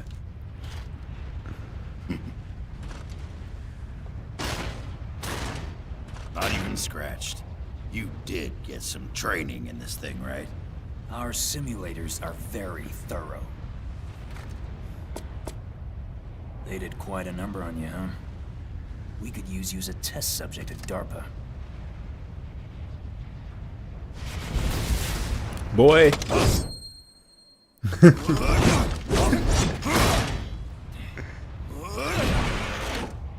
What the fuck, man? Well, that was a test that you were asking for.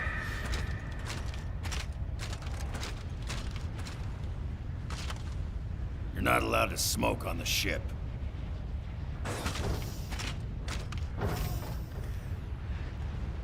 It could cause it to crash. Also, turn off every Bluetooth devices. Oh!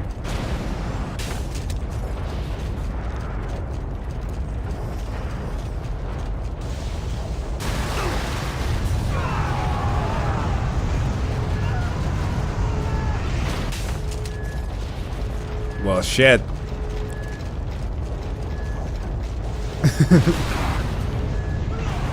I like how he just stands there while everybody's getting dragged out.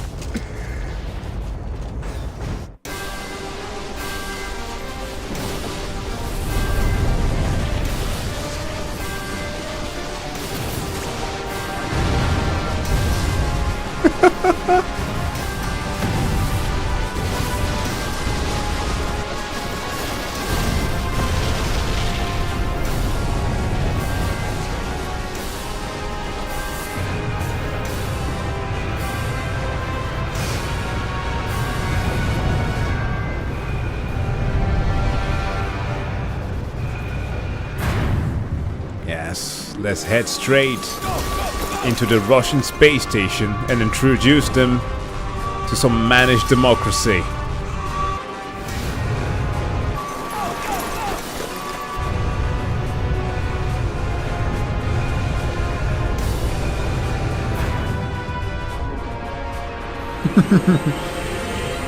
No, I think it's the bowls. I think he's straight out of Joe's house like osmium bowls.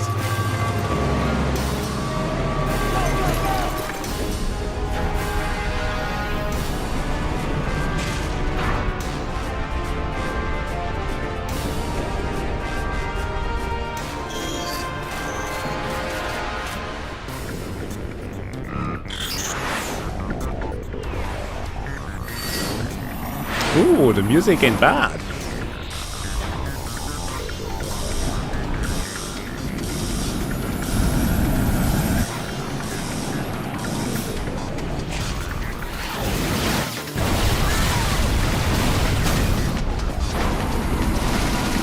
Yeah, these are not the droids that you were looking for.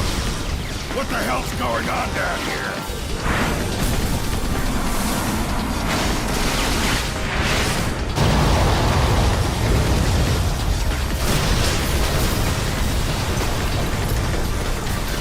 Get on board, sir. We're ready for wheels up. Hoorah!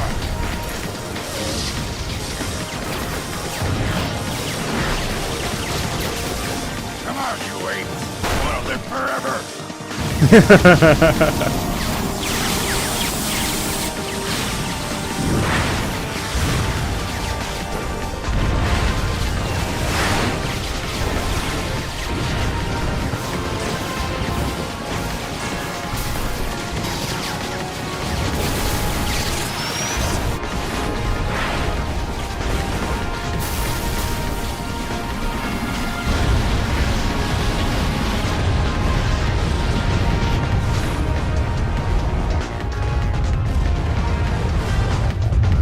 It ain't a military base game without a Starship Trooper reference.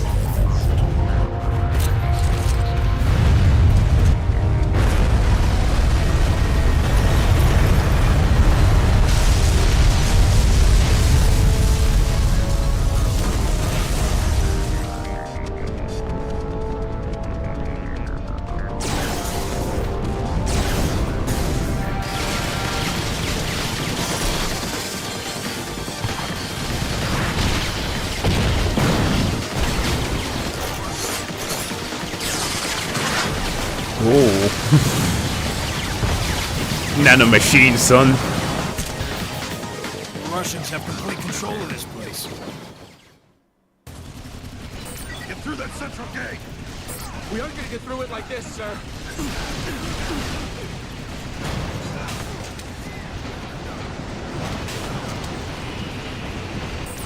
See the gate on the left, Sam? Yeah. If you go there, you should be able to flank the enemy from behind.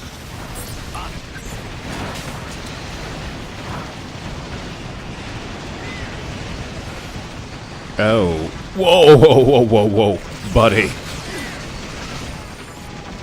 We are going to go with the big gun just cuz.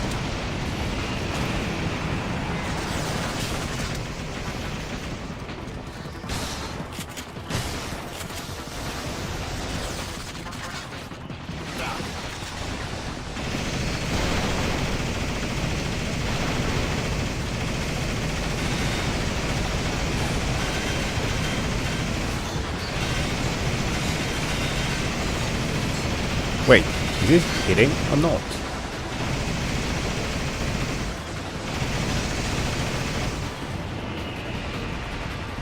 And I ran out. Wow.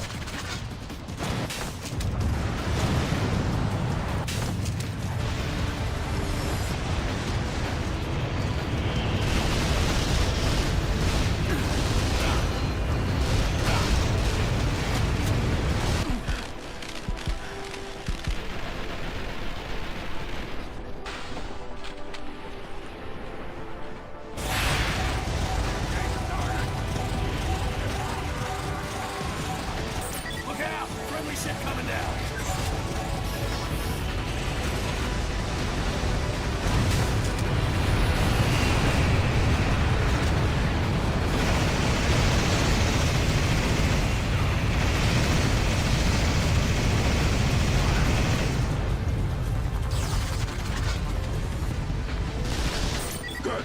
Move on through.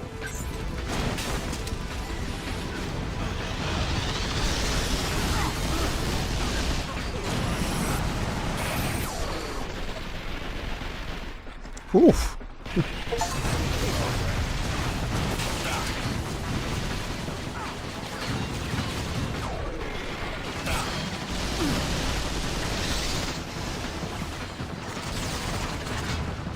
Oh, how was it again? Good. Big one. Straight up a laser beam.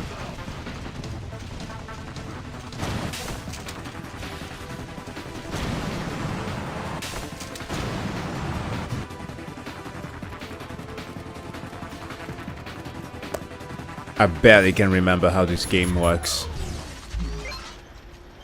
The arrivals plaza for landing bay 3 is up ahead. We've got heavy fighting in the plaza. Bravo, move forward but maintain cover. Roger that. No, this one isn't melee based. Your suit is performing at nominal levels, Sam. Never had a girl say that to me before.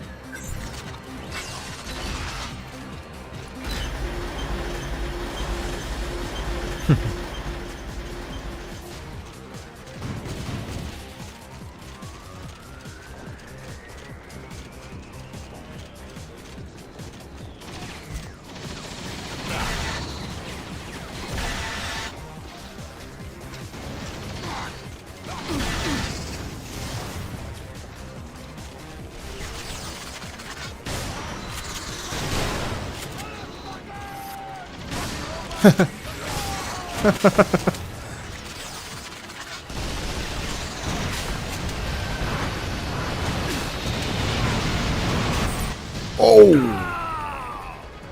Wait, did I just walk into that?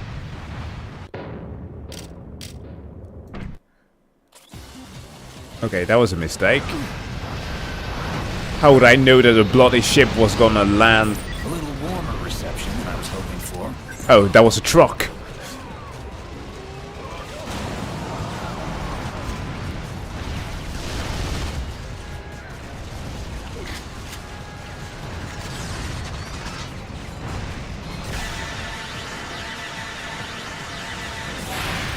Get out of the way!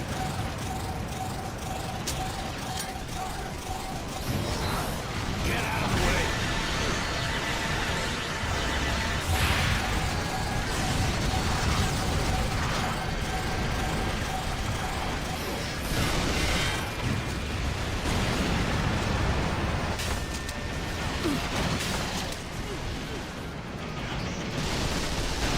Well, thank you for exposing the barrel right in front of me.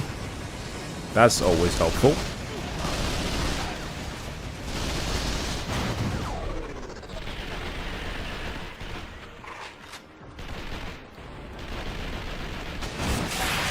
Sam, back up. You're moving too far forward. Okay, okay, fine.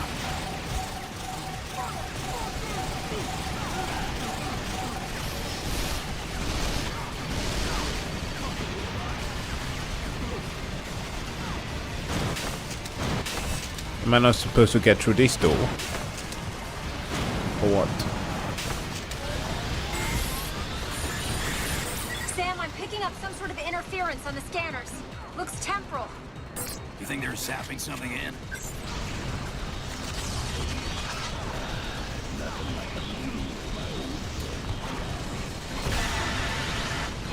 Get out of the way!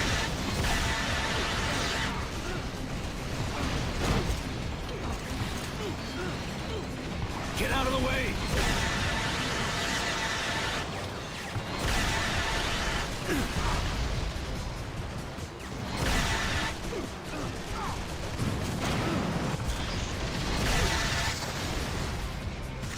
Oh, upgrade. Enemy reinforcements are closing in on your position. Are there any other ways to get up top? It looks like you're just going to have to fight through this one.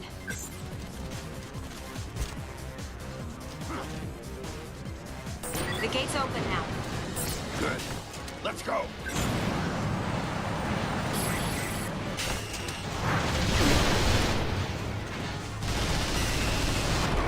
Oh, fuck.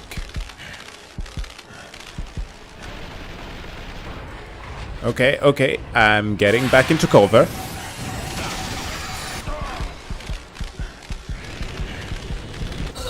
Oh, damn it. Overheating and Enemy explosion. reinforcements are closing in on your position. Are there any other ways to get up top? Okay. It looks like you're just going to have to fight through this one. Was a little bit risky, that move there. Open the gate, there are a bunch of barrels that we can The shoot. gate's open now. Good. Let's go.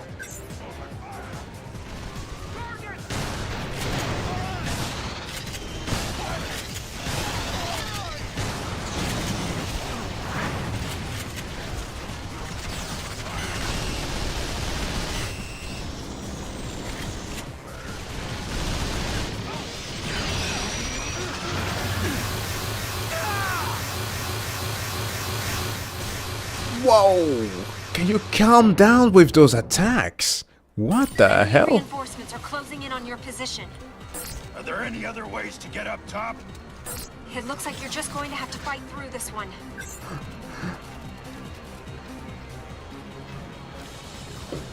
The gate's open now. Good. Let's go.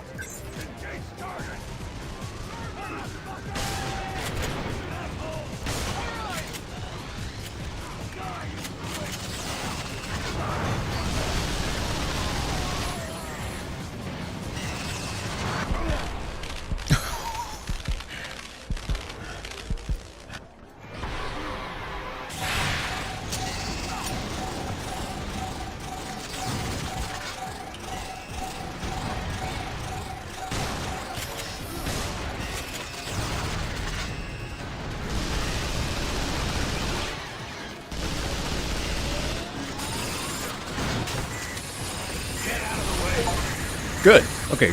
Grenade works.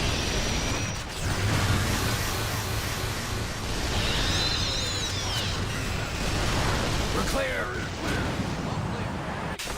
Whew. Okay.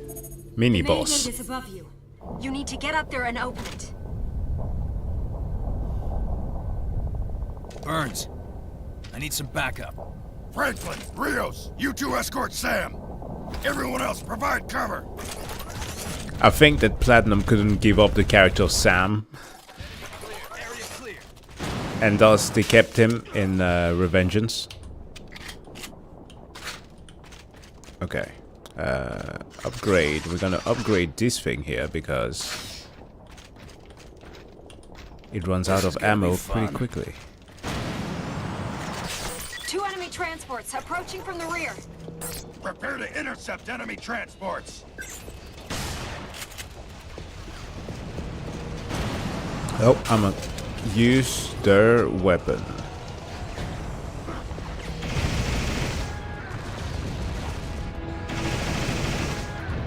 Can I shoot it down?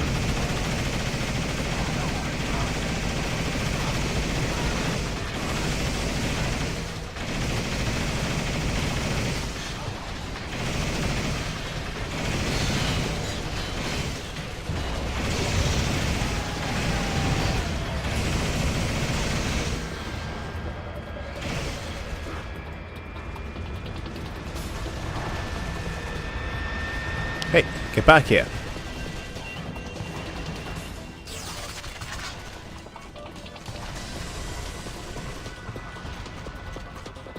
I suppose that was it. A heat source is coming up from The within structure of this game is so Need a bit more weird. intel than that. Data analysis complete. It's highly probable we're looking at the Russian KNRB-0 Argus robot that's been at the center of the arms control debate. Argus.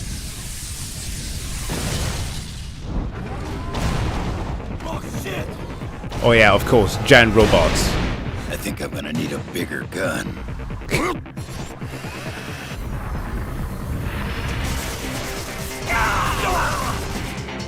It's a monocoque design. They sacrificed armor for payload capacity, so the outer shell should have some strength issues.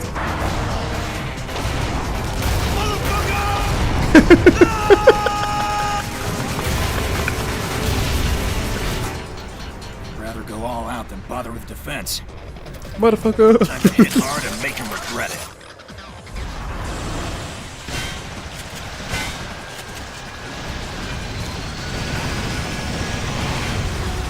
Yes, hit the exposed parts. And I ran out of ammo. Damn it.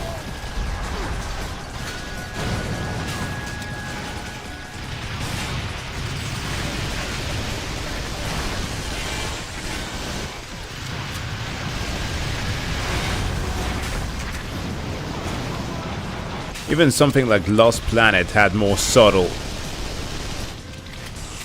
hints than this.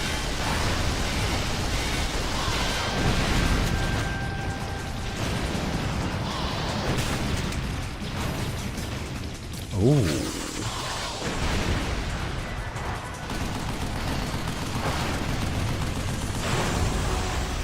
Hold on. It's not better than my assault rifle. Let's try with this one.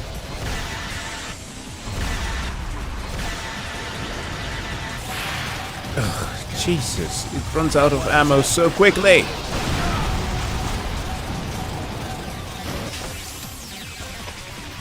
Out of the way!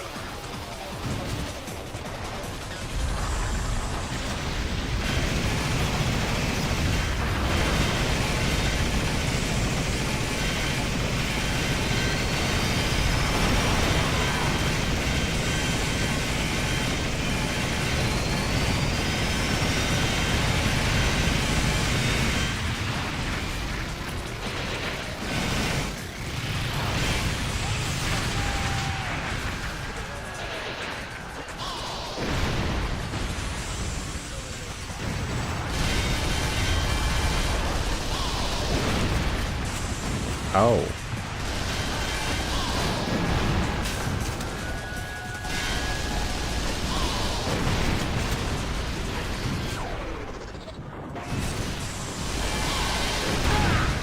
Ouch. Okay, fine. Fine. We're almost done.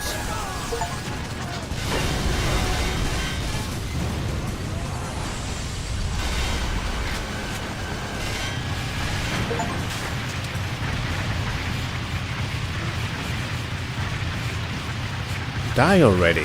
Jeez.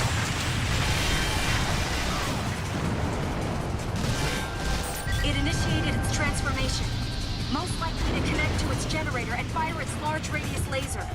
Oh, what the fuck? It's a Gundam now.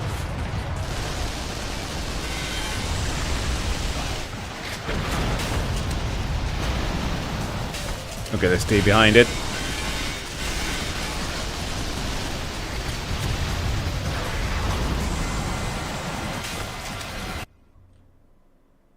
What the? Oh, sorry.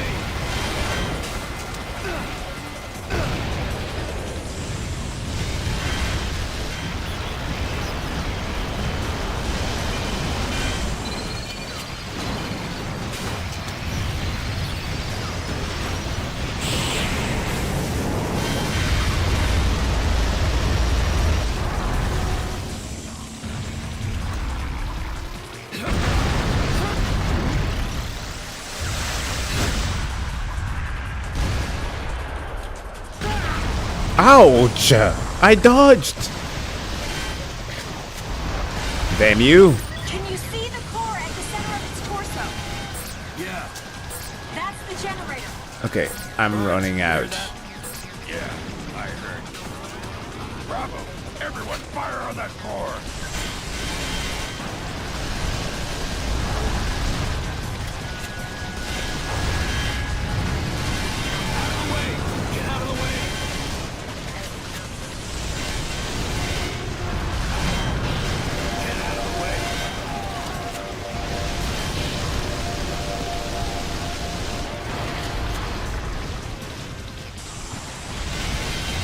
Now let's focus on the legs.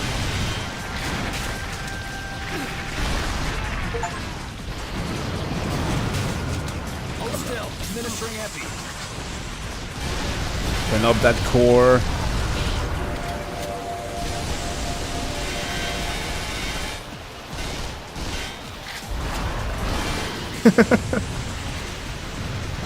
Yeah, it does single out the tank form, it's weird. But I ain't complaining.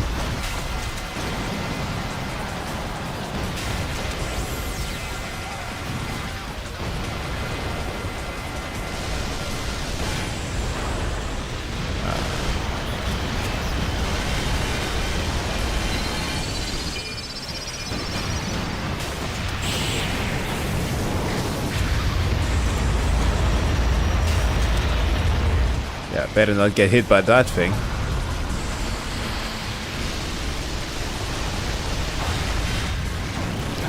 Come on, go down. Come on, come on, come on, come on, come on, come on, come on, come on.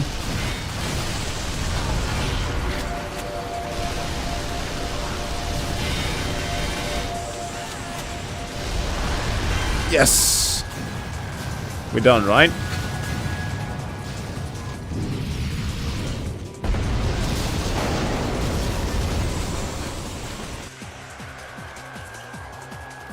Cool.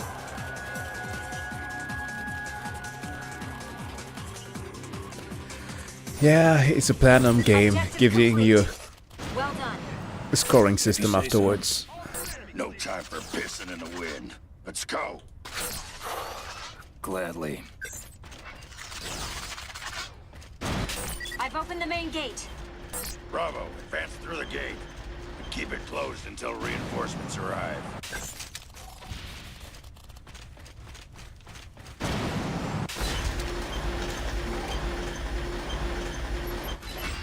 Can we adapt that teleportation system to get around the colony? We're still working on that at DARPA. And you haven't tried it on humans yet? No, but when we did try it out, we had a rat who literally had its head shoved up its ass. Figures that's the best you could do. Hey, it'll be at least 3 more years before we can get a human in that state. Wow. I mean, the creators at Platinum were behind Devil May Cry. And then afterwards went ahead to make this.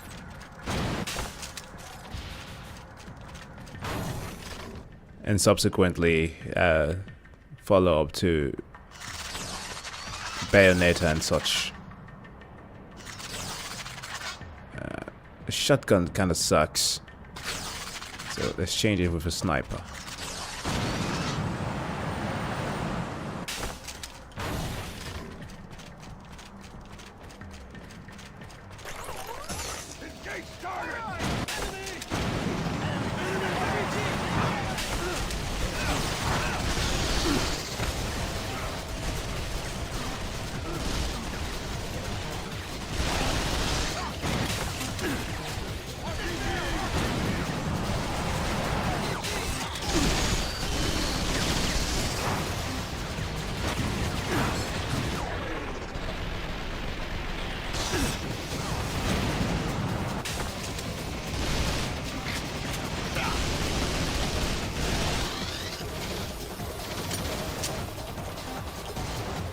Oh, empty. Oh, Jesus.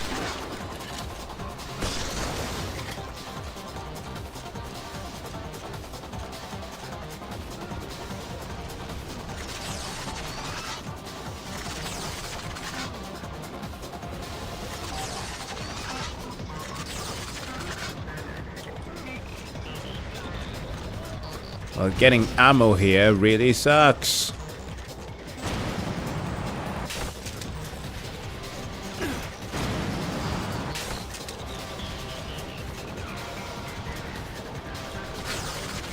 Well, I guess that we'll have to settle with this. But how do I get upstairs?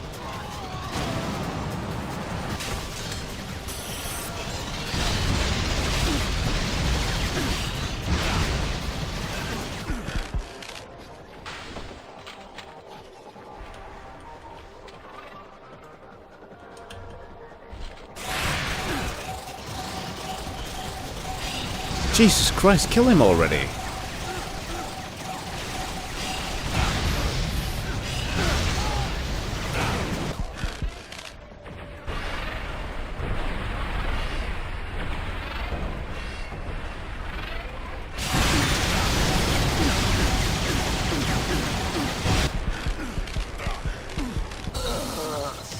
Okay, I'm a little bit reckless here. It happens.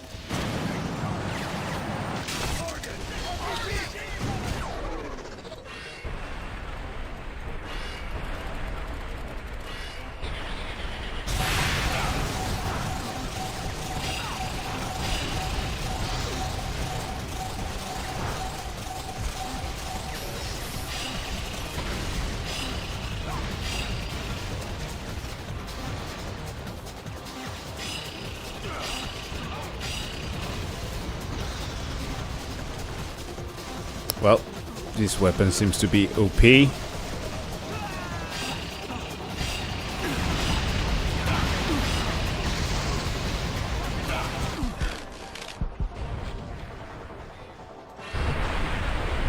Fuck. Get back into cover. Not while what I was after, but it'll do.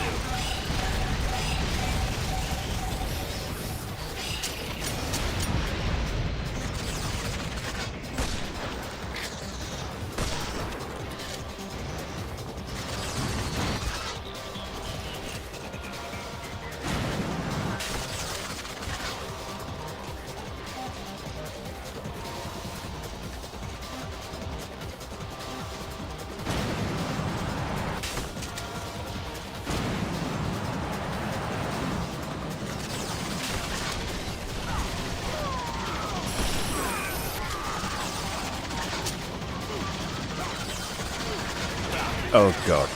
Come on.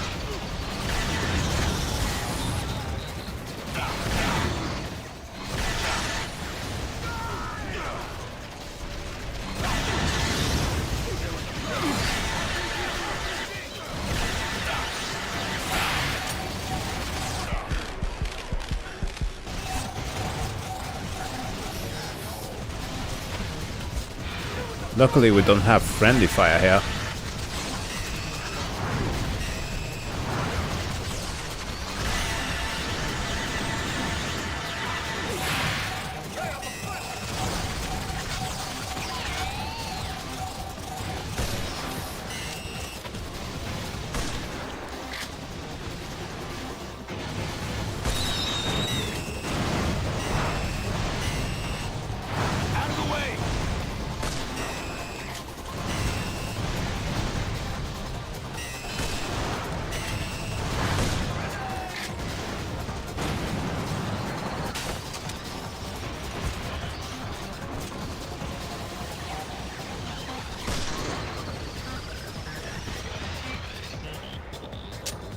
Oh, fuck.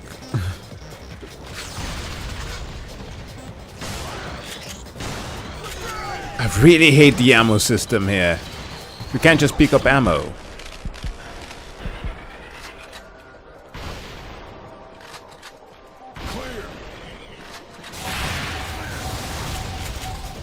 I'll take this. Like, I way prefer using my assault rifle, but I can't. I'm always running empty.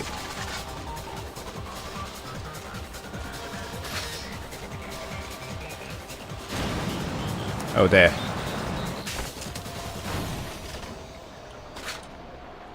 EMP grenades. What am I going to use that for? Nothing.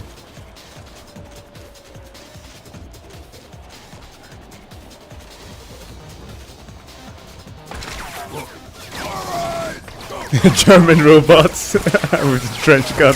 Yeah. Burns, look. They're just trying to lure us. I know that.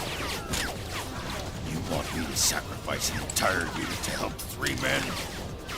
No, me do it. You just keep your eyes up my ass.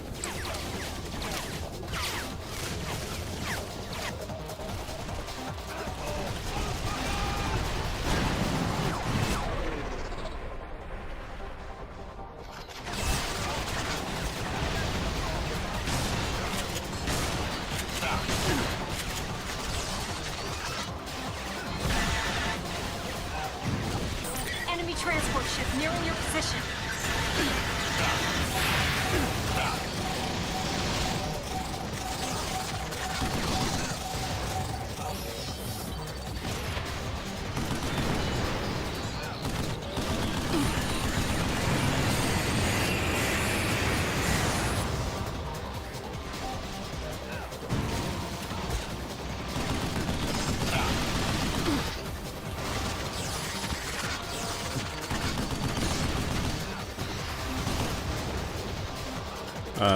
Yeah.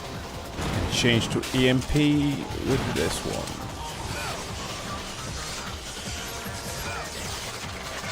You know, I think that shock treatment actually fixed my back problems. Bet you can get one of those things on eBay. Wow. Wow. Was that an eBay joke?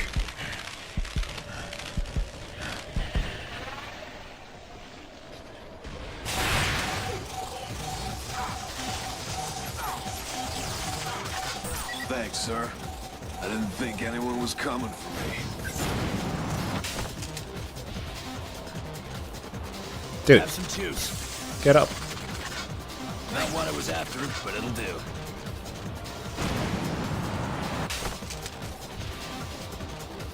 Hold still. Administering epi. Thanks for the backup.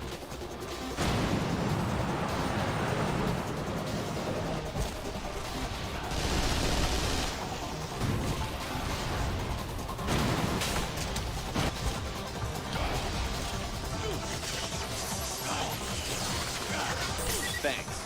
You saved the others? Yeah, they're already free. They're lost. Those bindings felt great. I don't believe this. The gate is open. There should be an elevator on the other side. What's wrong with them? They were enjoying it. That's our ticket out. Head for the elevator. Some masochist.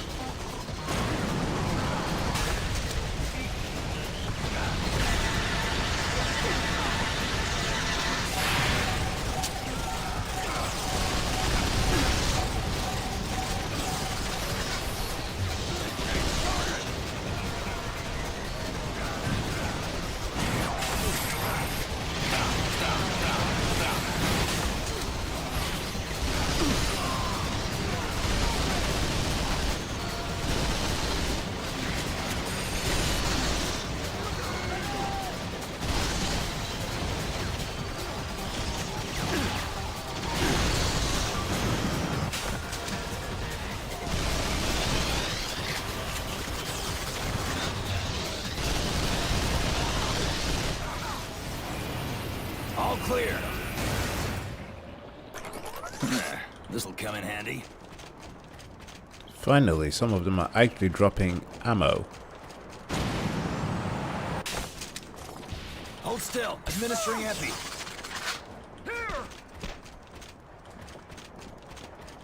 Again? Have some juice. Thank you so much.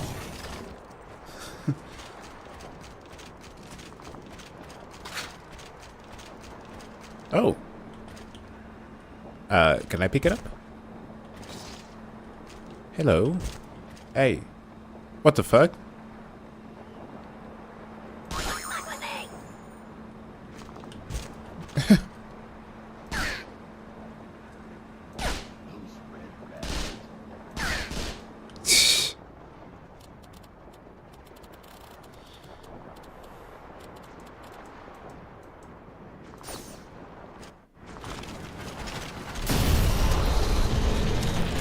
Enemy!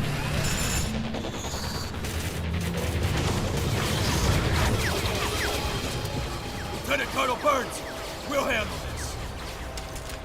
You two, stay here. Yes, sir! Will you die? Come on, we're moving. Shit.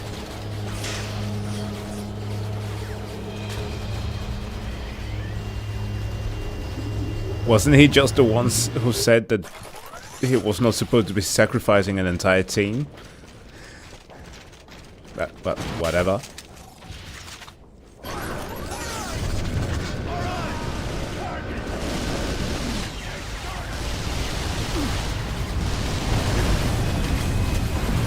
Whoa.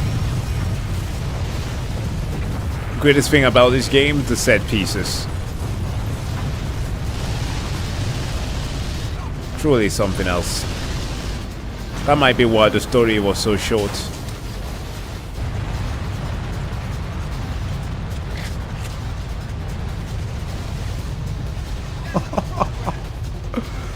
Look at it, it's beautiful.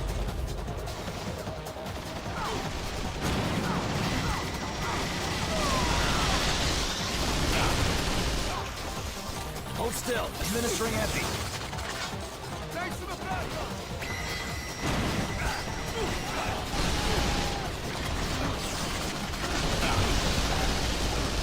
Get out of the way.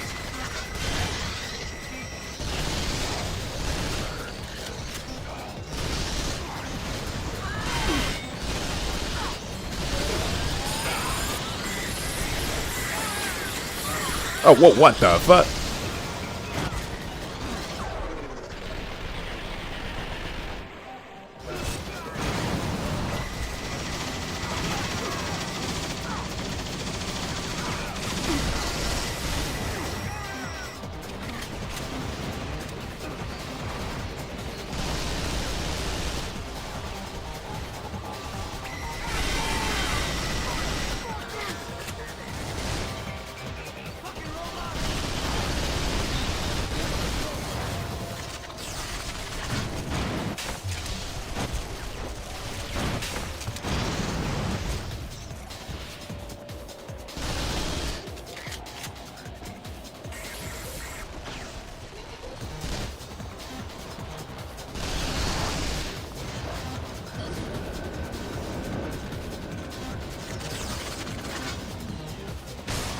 I'll take this. We're gonna take the disc launcher instead. Burns! Over there! Fuck those idiots. Wait! You're just gonna leave them out there? Cover them from above. Lock and load.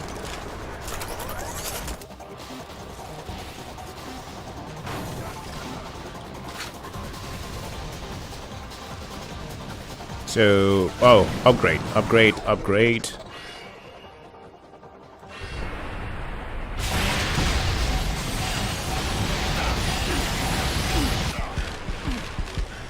Yeah, I know, I'm gonna die. I desperately wanted that upgrade. And it's gone. Not what I was after, but it'll do. Whoa!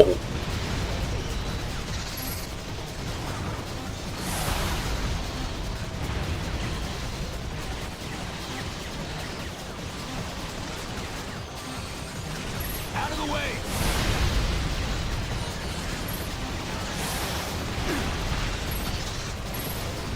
Sam, clear out.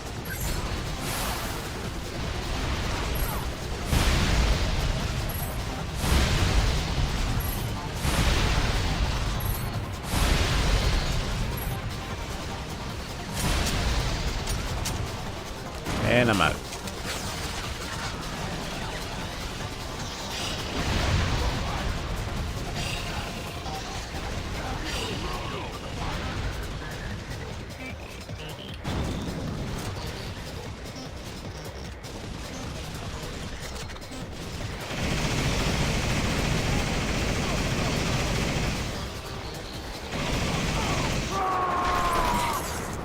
Could have just done that instead. Burns! You still got one out there! Just shut that thing! You can still help it!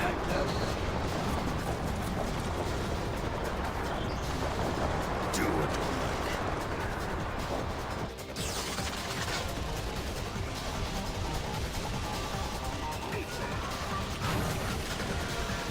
it. Excuse you? So what exactly? Oh, fuck. Oh, no.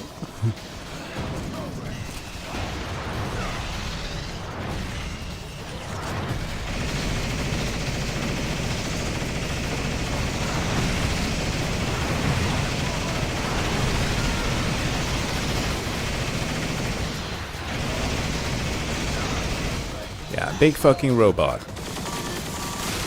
Hurry up! Close the gate! Leave me! You okay?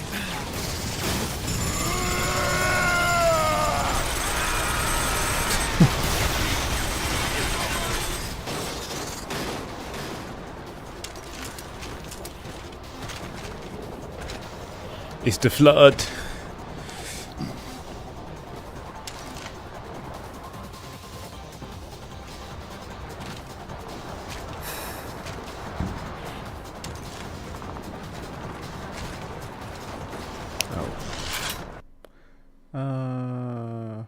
Sorry. Wait a minute. Gotta answer something real quick.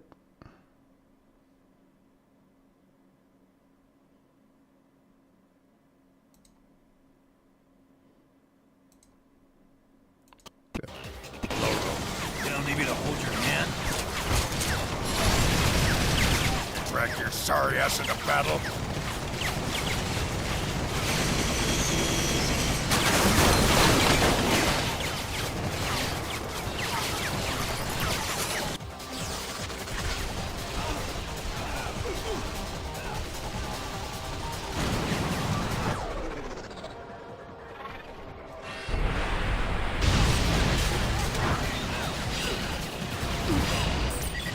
Down by a fixed turret up here. I'll draw its fire, but I need one of you to get rid of the damn thing.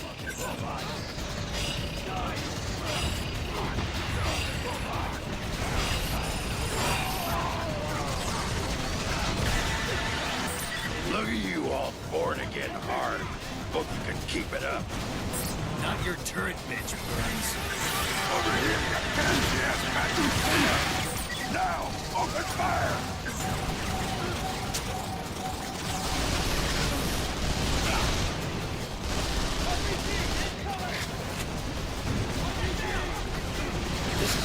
fun.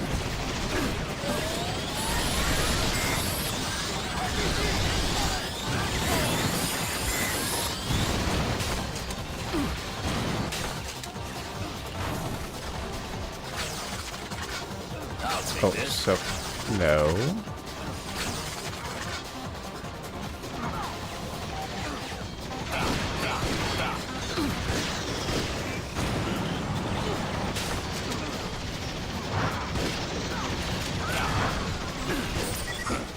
Well done. You can pay me back later.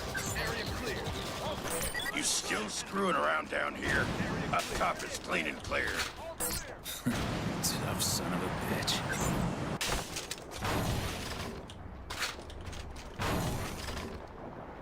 This is gonna be fun.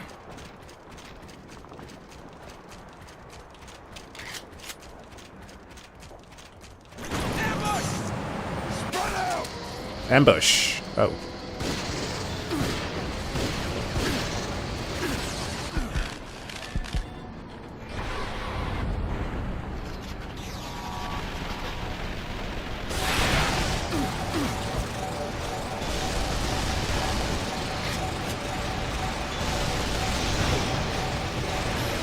Whoa. What the fuck?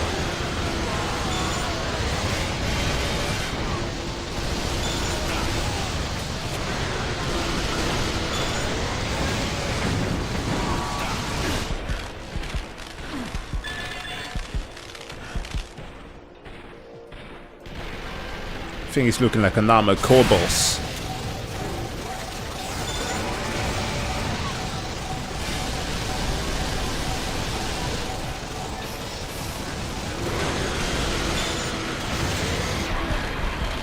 No, no, I'm trying to slide away.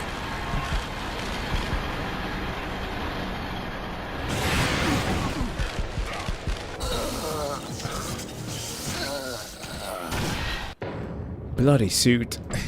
Overheating, always at the wrong moment. Still screwing around down here? Up top is clean and clear. Tough son of a bitch.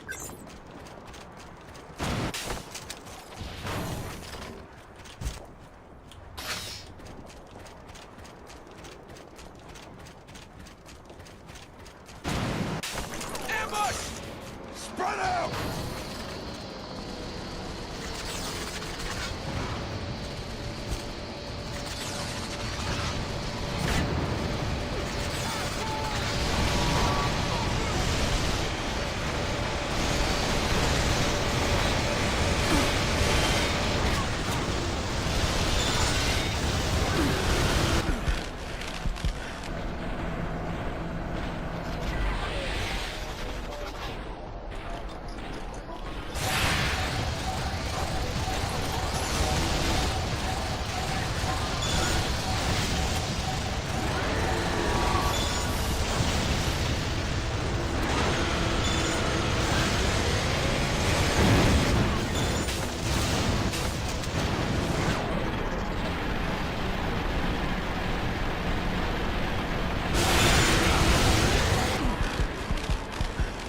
Come on, get behind cover.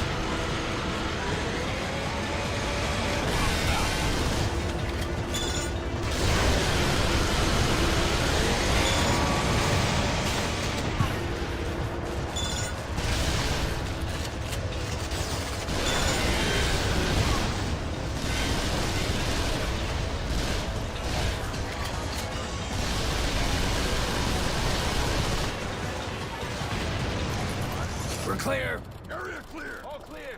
Enemy clear. Good. Enemy clear. This is a bigger pain than I thought it'd be. I've got 3 Victory APCs heading for you. Something we can rely on for once. Your DARPA railguns are a piece of work, let me tell you. I'll take this.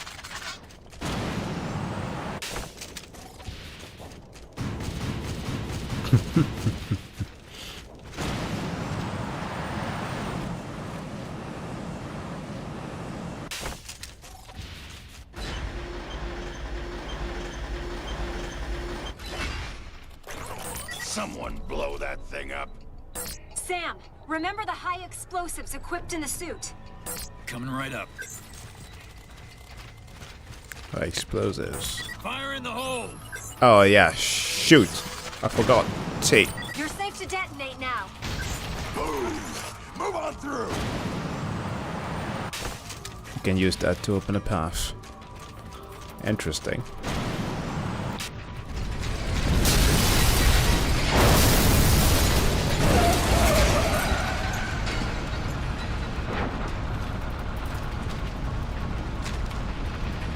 Just one of you. Mike 2 was destroyed by enemy fire, and Mike 4 had a mechanical. Mike. Par for the course. Army of Mikes.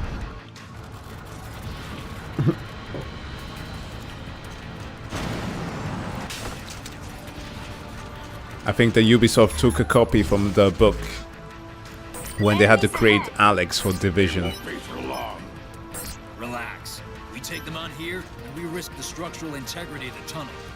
DARPA eggheads.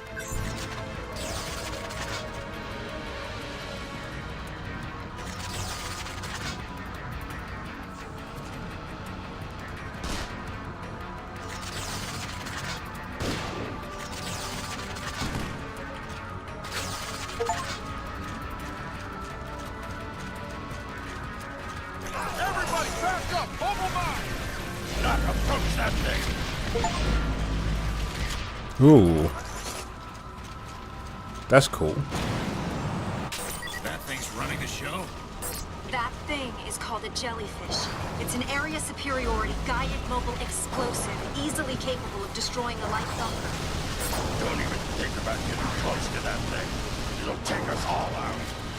What about the tunnel? Literally stands close to that thing. Better ideas.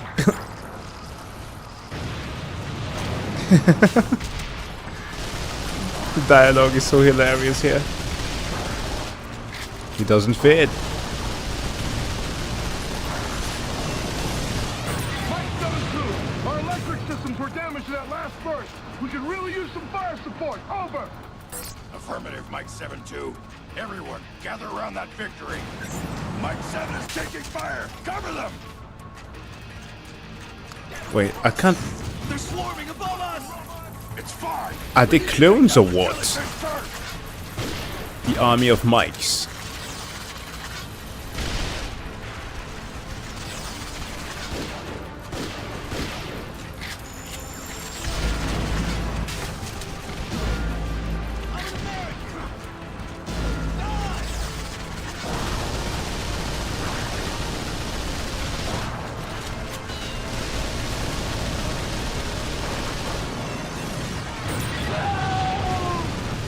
Mike 7-2, what is your status?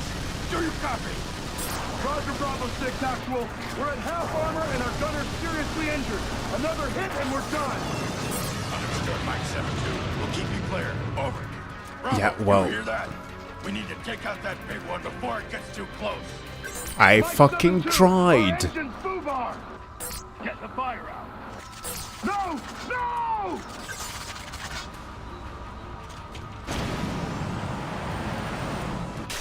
Mike 7-2, barricade up ahead. We cannot proceed forward. Roger, Mike 7-2. Everyone, listen up.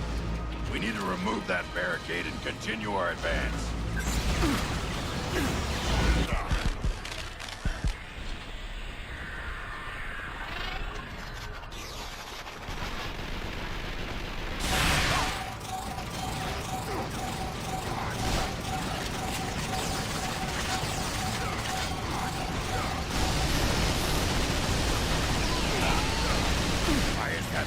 still in the way.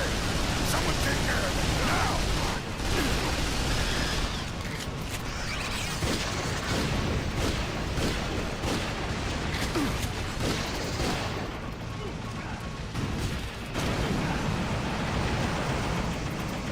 Explosives are set.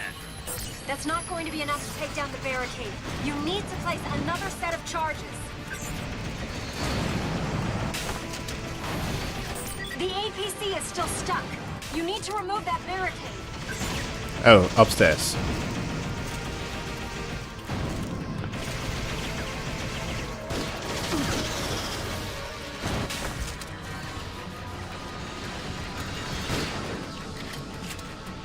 Explosive set. Take cover. Good. Now get out of there, Sam. I'll let you know when you're outside the blast radius. Why is that thing still in the way? Someone take care of it now.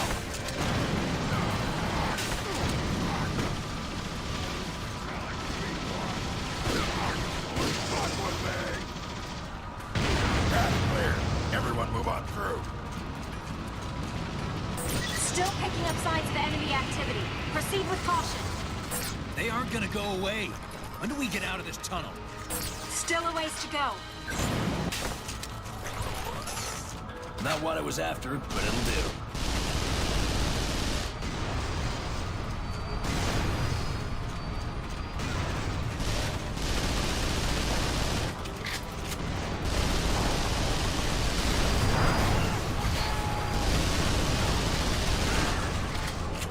Holy shit, this is annoying.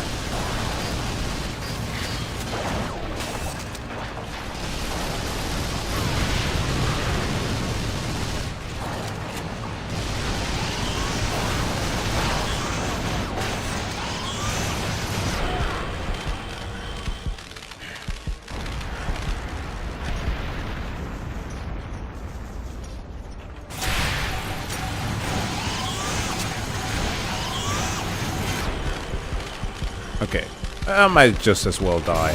I don't have any ammo.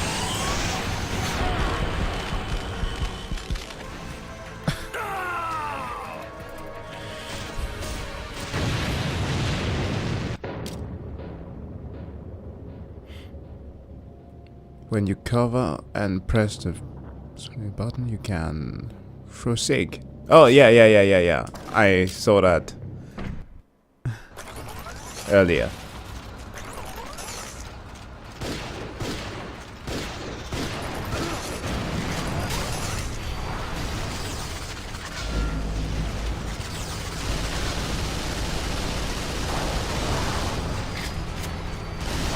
At least the truck gets some health back. That's always good.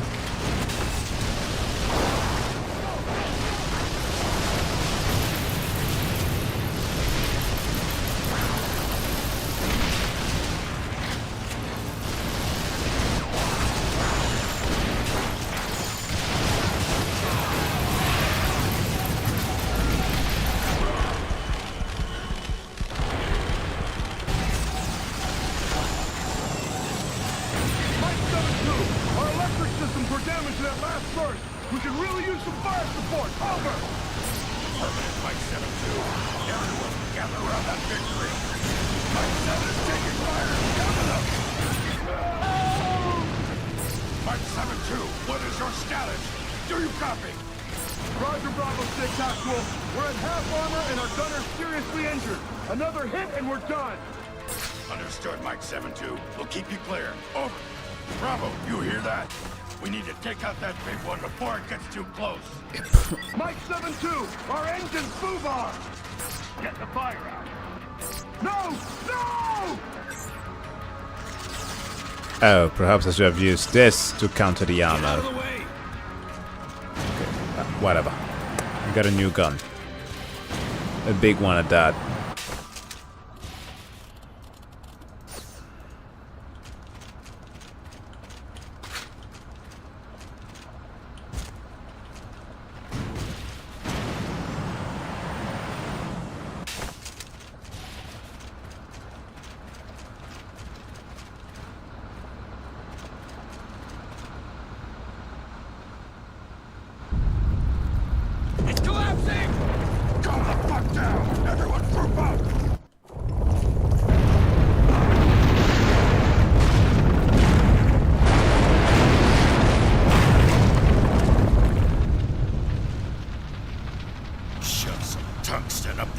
devil's ass! Roger that.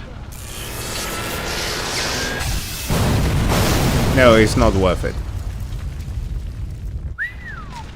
This colony won't be walking straight for a while.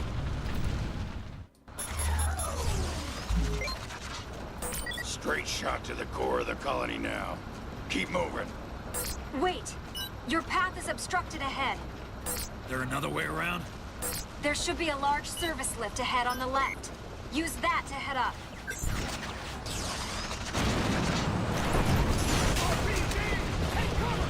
Damn!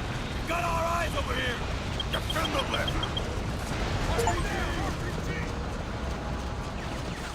RPG! Take cover! Mike 7-2, is that railgun ready? We're good to go, Bravo 6. Shoot the damn thing!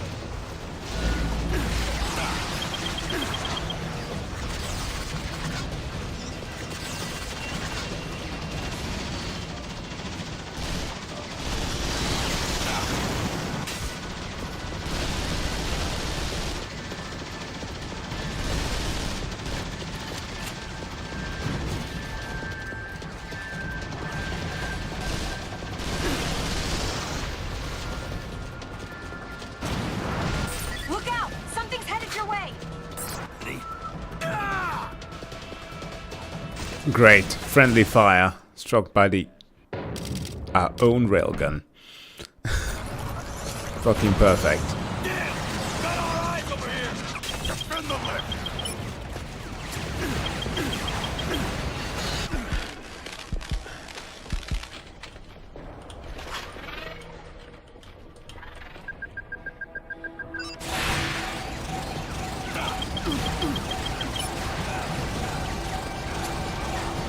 Mike 7-2, is that railgun ready? We're good to go, Bravo 6. Then shoot the damn thing!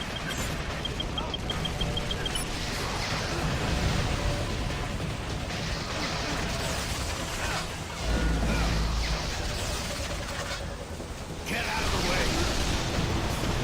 That does nothing.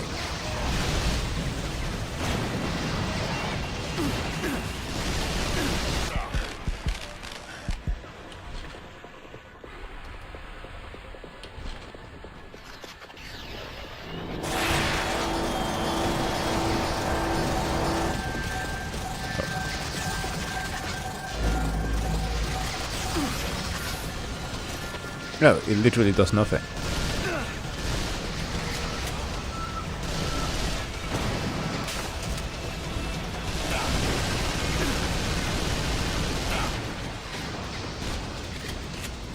Look out! Something's headed your way! Where? We can't see a thing from here. It's right below you. Uh-oh.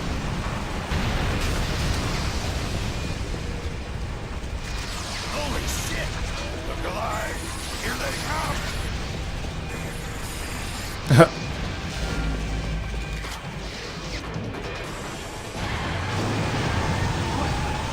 Well, the truck is gone.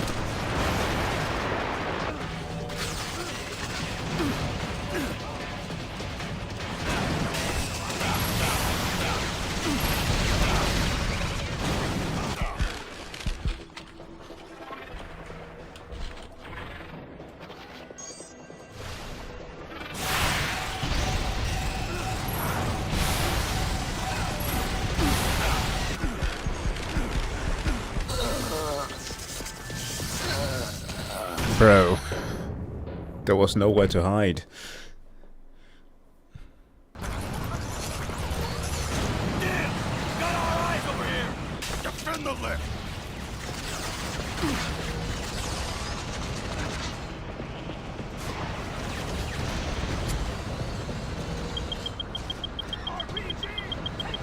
Mike 7-2, is that railgun ready?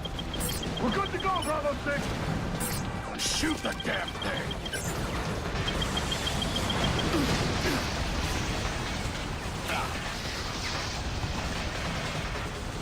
Not what I was after, but it'll do.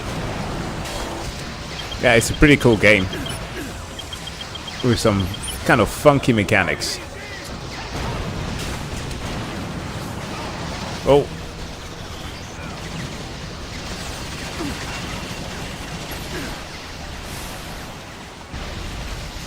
It does hit them. Then what the hell?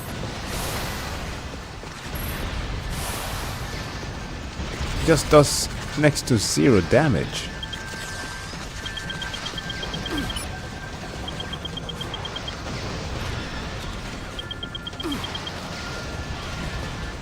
Good. Done. Look out! Something's headed your way! Where? We can't see a thing from here. It's right below you.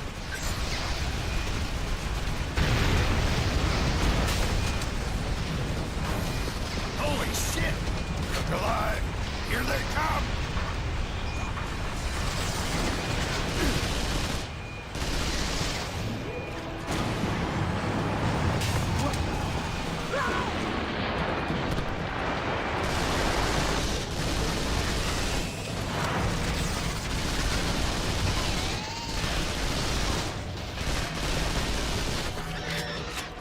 What the fuck? No, no, no, no, no. Oh, wow. Yeah, okay, so I'm just gonna hide here.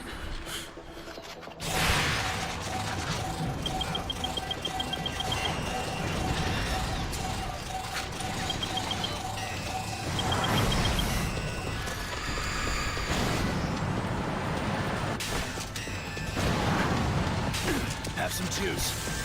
Have some juice.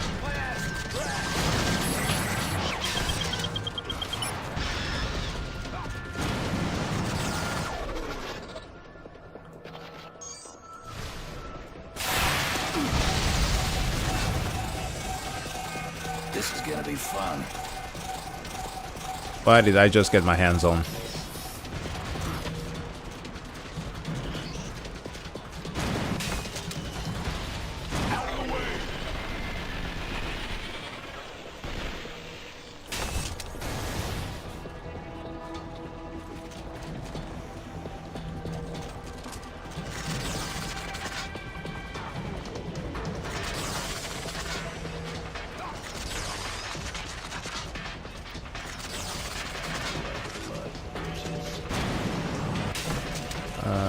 Huh.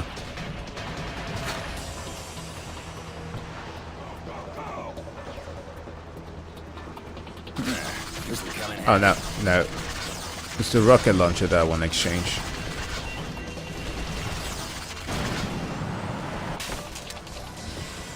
I'll take this.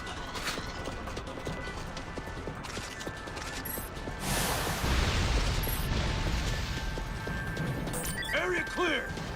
Good. Everyone to the lift. Take the lift to the left. There should be a control panel on board. Clear!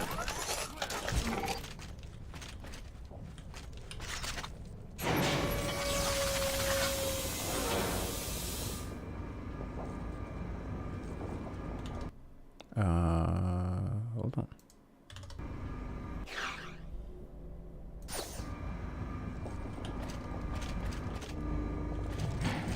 What happened?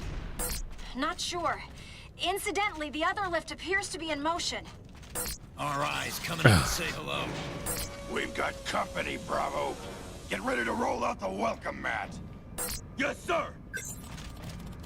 Typical of Platinum games. Always a lift moment.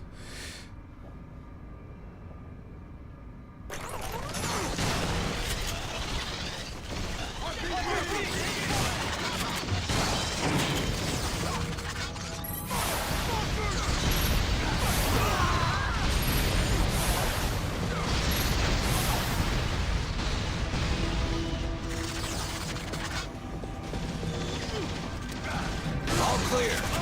All clear! Area clear. Packing in. Should be okay.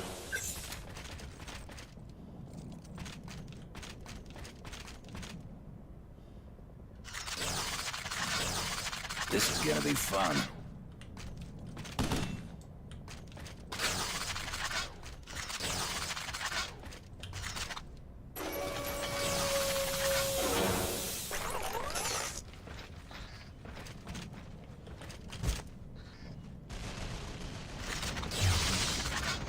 What? Oh, shoot.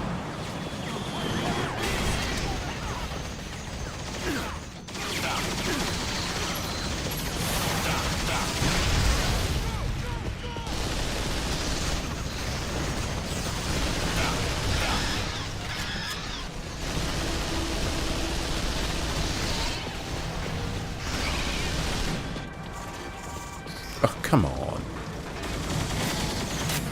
Wait. Man in a suit? Elena, isn't that Professor Candide? Oh, yeah. Professor?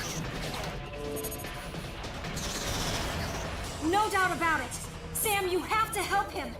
I know, but I'm kind of busy right now.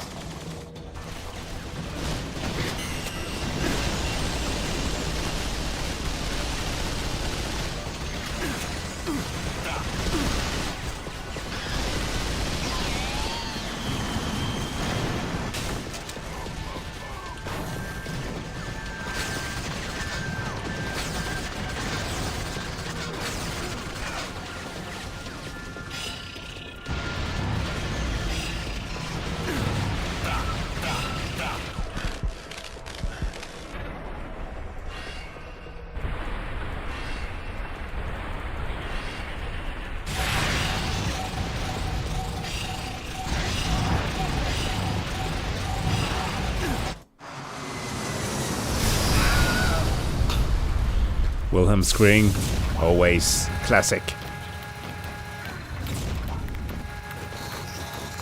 Professor! Sam!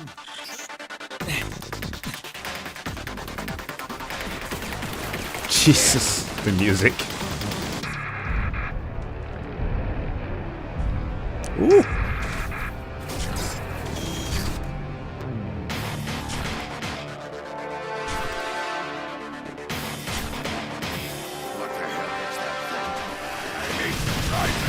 It's the Alpha.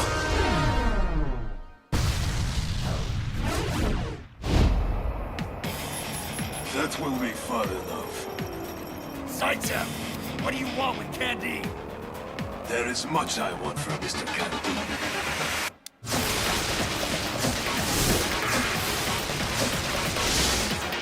Well, here we get into the revenge and stuff. Woo!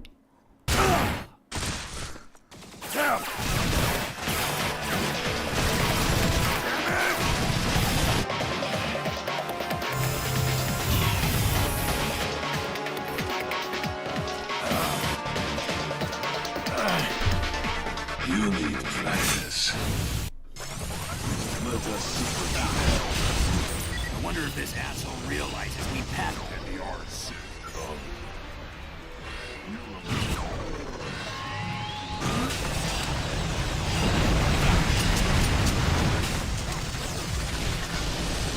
Aim carefully.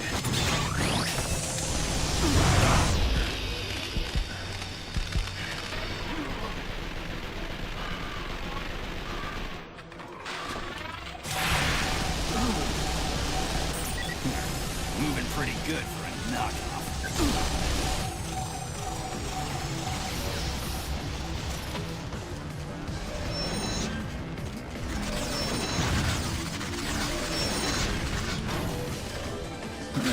This'll come in handy.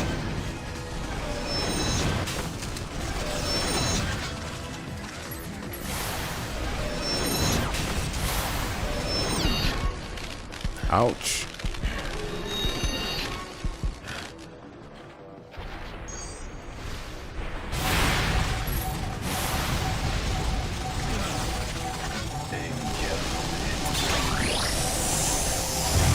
Uh-oh.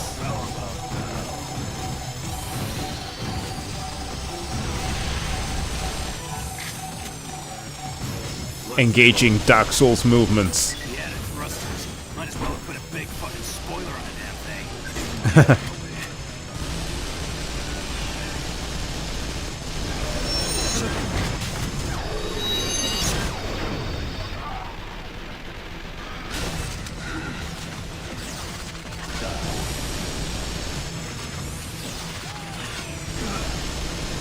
God damn it.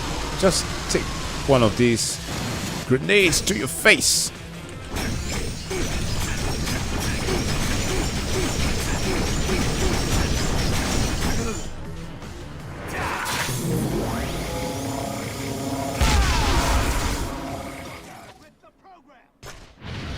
Well, damn. An actual melee sequence. Our business here is done. До свидания. No!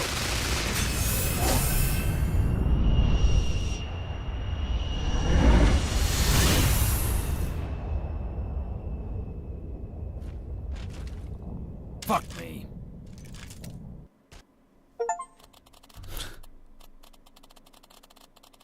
Space Normandy. Why didn't you tell me about the professor? It didn't come up. So this is a rescue mission for you two? My orders are classified. Not when we're on the lines together. I need to know everything you know. Elena and I do not fall under military jurisdiction, Lieutenant Colonel. I think what you're trying to say is fuck off. Hacking now.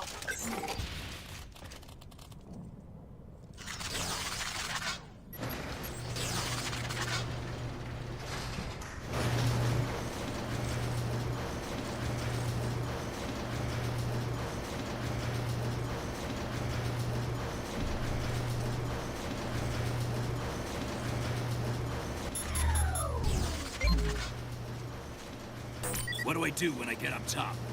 There should be a freight transport on the highest level platform. Try hacking it. Okay, let's head for that platform.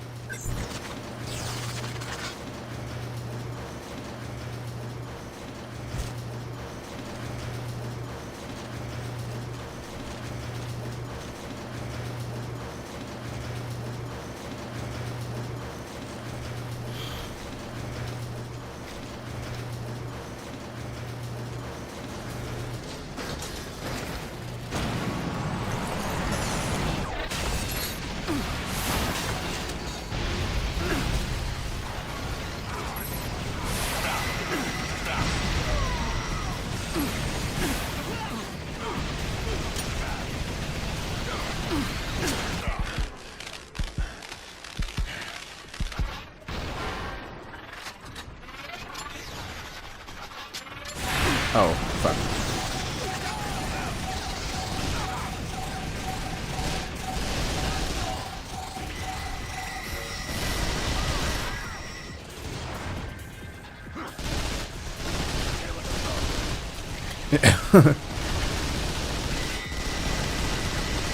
The shields have legs.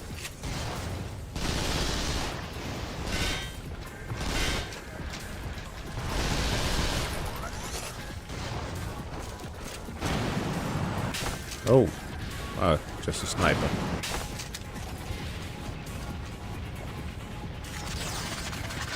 Not what I was after, but it'll do.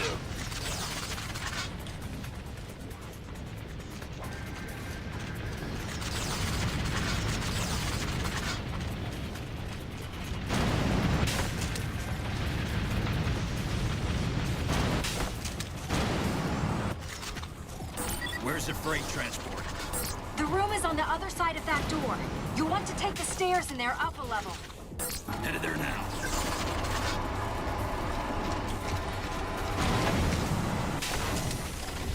Oh, come on. I need ammo.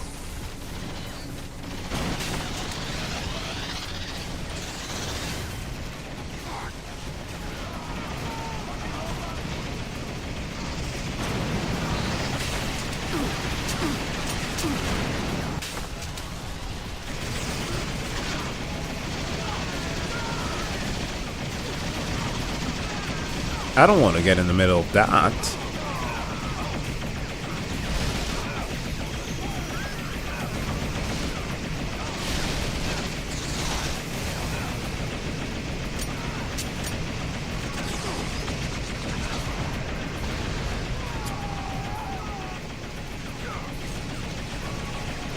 Oh.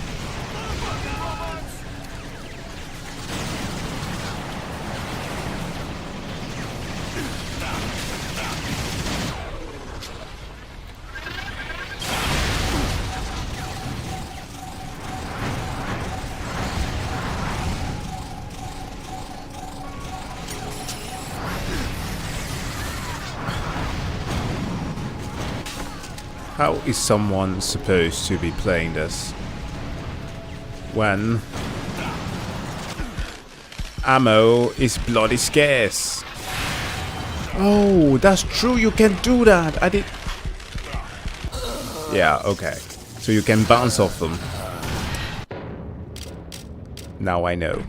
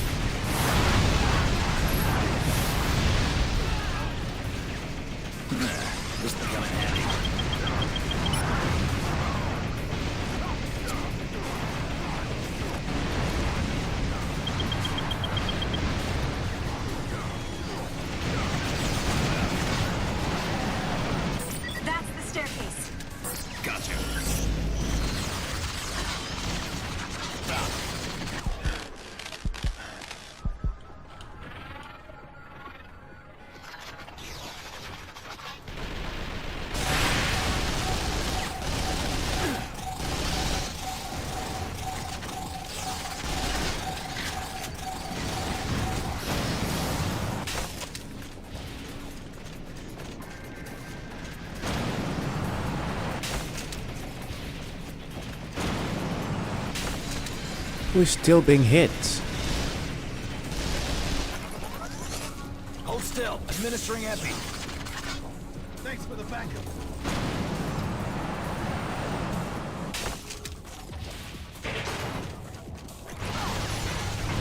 This place is overrun. They're jamming the control interfaces.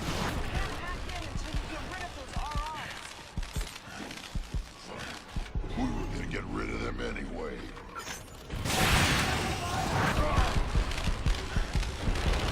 Ouch.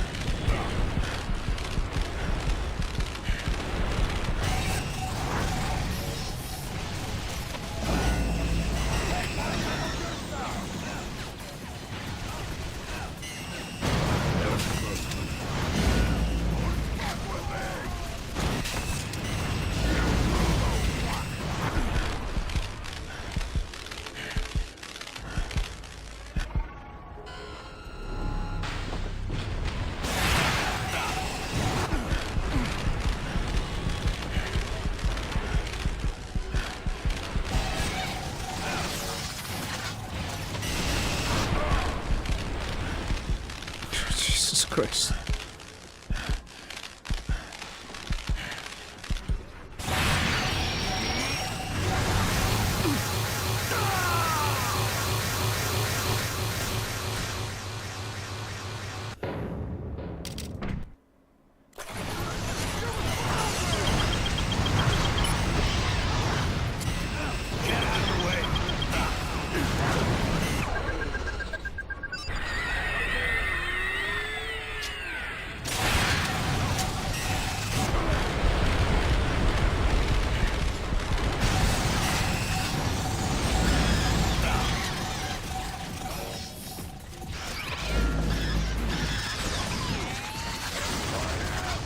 Get out of the way!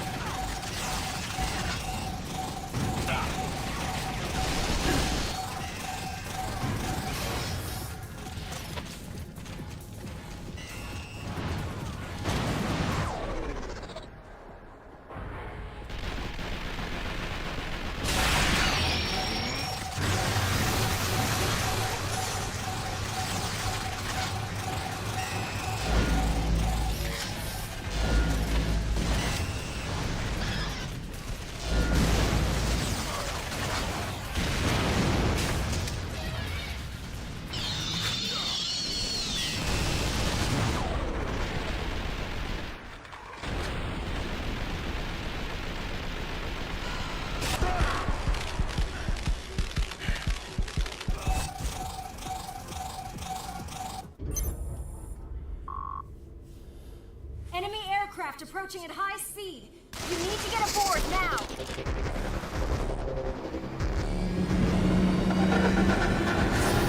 Whew. Okay.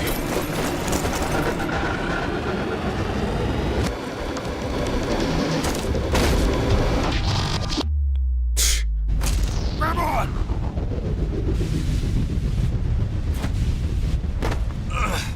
Thank you, sir. Well done.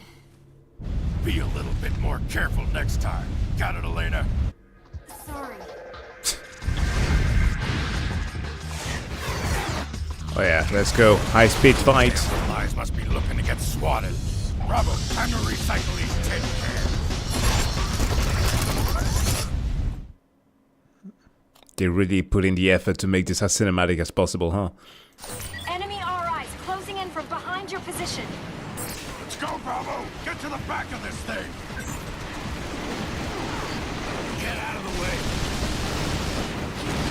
Out of the way! Do we have extra guns? Oh, sniper rifle, rocket launcher, and heavy gun. Numerous small craft approaching on a fast vector to your position. We'll take them out before they get on board.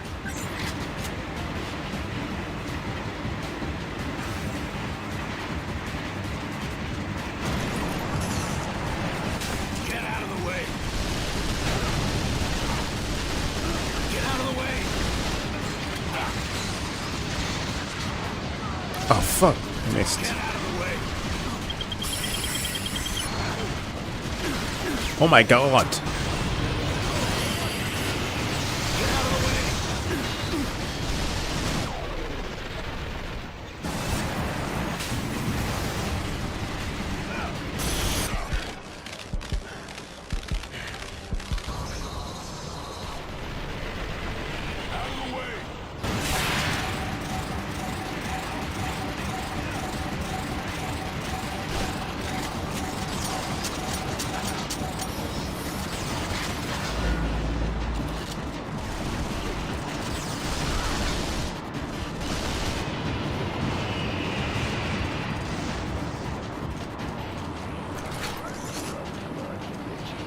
Swarm of enemies below you. Out fucking stand.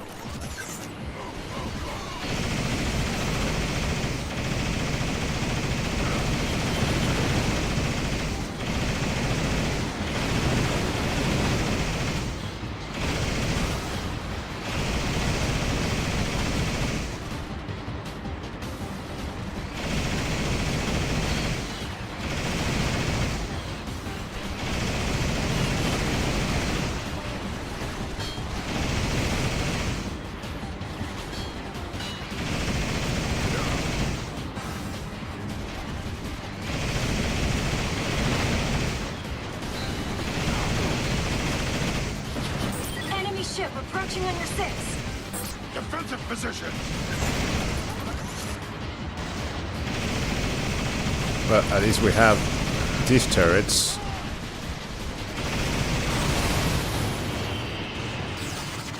You think we shook them off?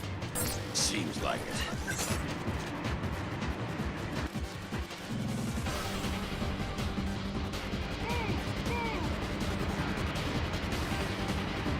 Freight transport coming your way.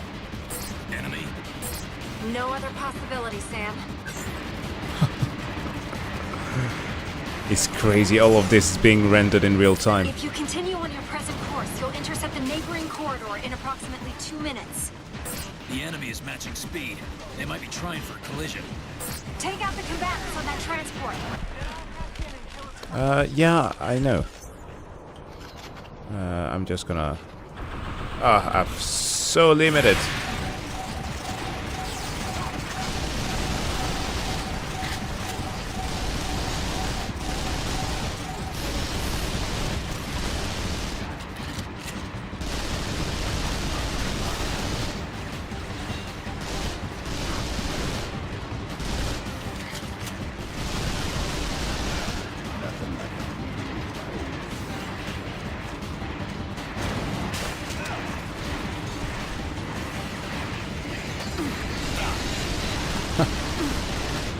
That's funny.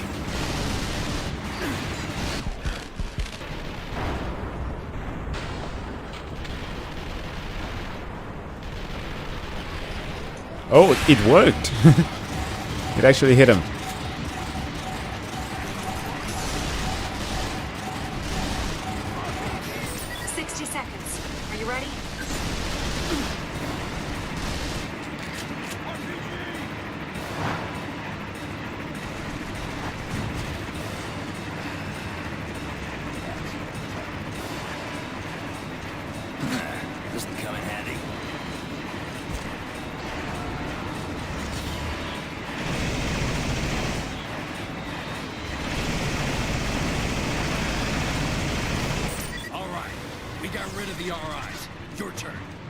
Relax. We're already clear on my end. Looks like we're in the clear. Works for me.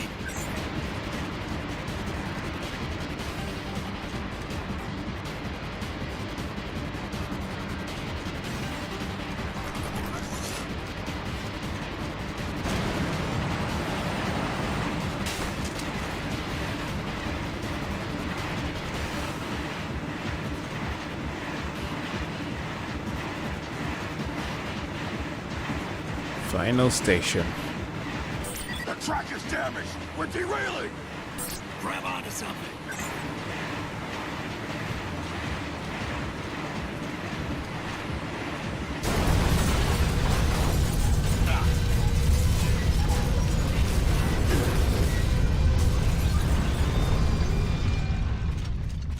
The propulsion systems were destroyed by that hit.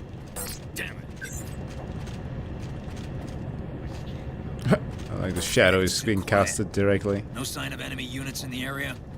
Nothing on the scanner. Stay frosty. I want you ready to shoot if you see so much as a fucking Roomba. You call for evac?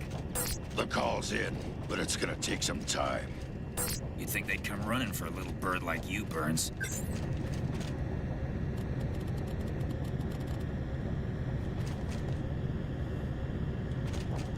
You've got enemies approaching, dead ahead. Well, here they come. We're gonna have to hold them off until reinforcements arrive.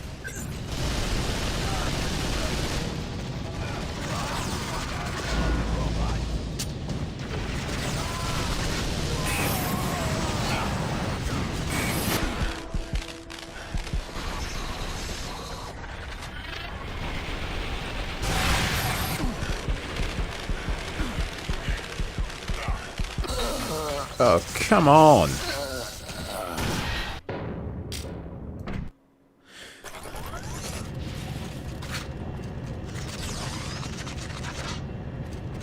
You've got enemies approaching, dead ahead. Well, here they come. We're gonna have to hold them off until reinforcements arrive.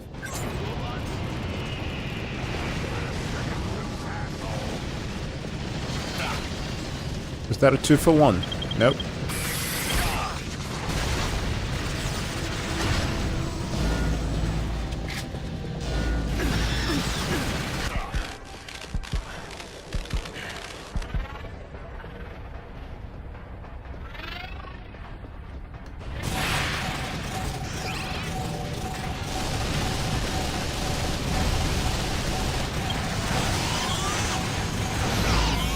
Hello there.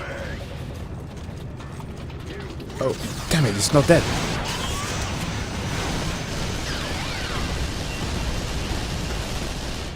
I'm showing enemy forces in the adjacent building. There are enemies in every building.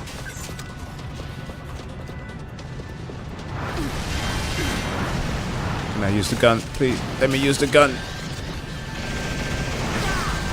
Come on, let me use the gun.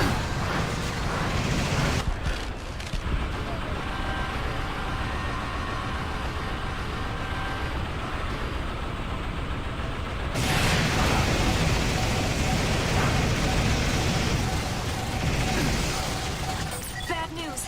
Large troop transports inbound. Where are they coming from? Everywhere. Oh my god. Oh, this is not good. This is not good.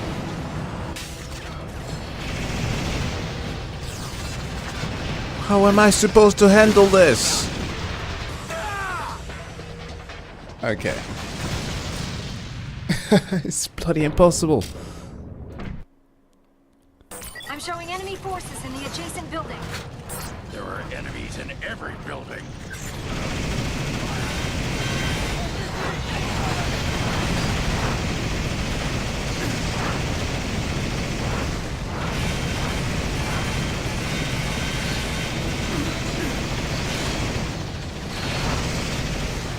Bad news. Large troop transports inbound. Where are they coming from? Everywhere.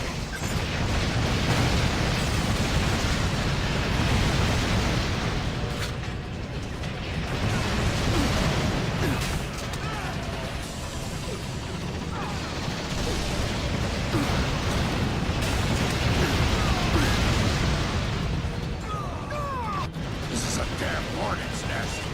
Let me get them off her backs. Sam, I'm releasing the limiters on the R suit.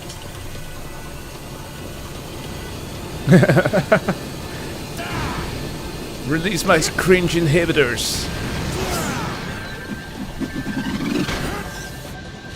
You're last year's model. Elena, take control of this thing. Whenever you're ready, Sam.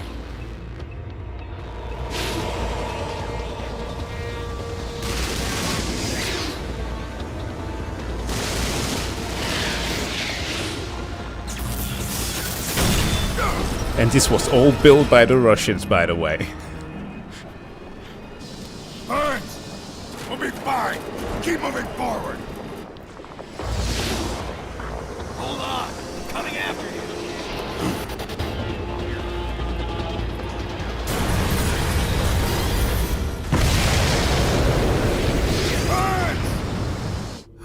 Oh no!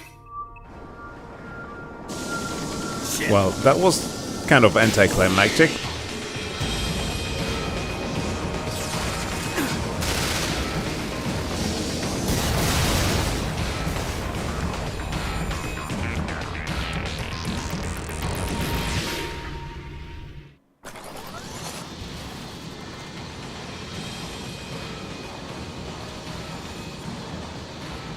I'll fire on them with the automatic turret.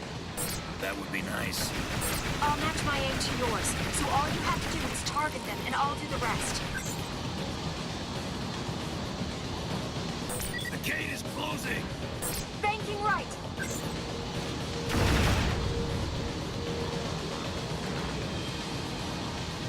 What's my location? Northern part of the city complex. You've got a good lead on your pursuers. Enemy kid spotted. Preparing to engage. Hold your fire. I'm a DARPA operative. We've got a situation ahead. You DARPA folk need to fall back. Hey, Elena. I should lower your speed, right? You kidding? Go faster. I want a piece of the action. We're not taking responsibility if you end up KIA, sir. I don't expect you to. Now where's the fight?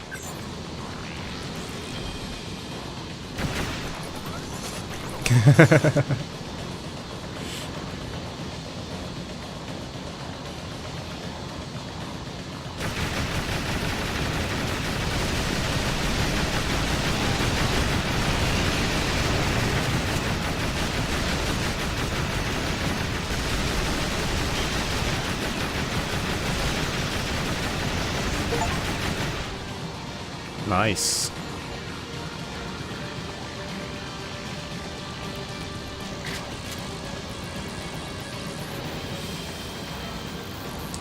They really were planning on milking this feature, huh? Elena, look at our set pieces. Slowing now.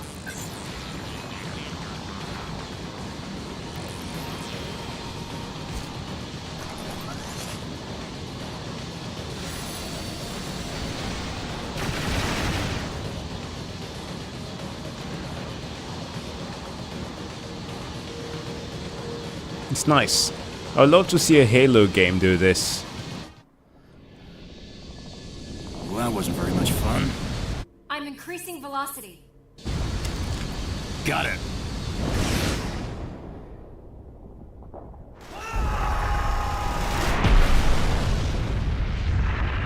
Okay.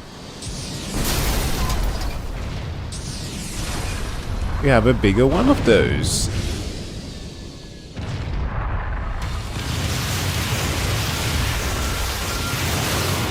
Oh, fuck me. Bail out! Ah, shit!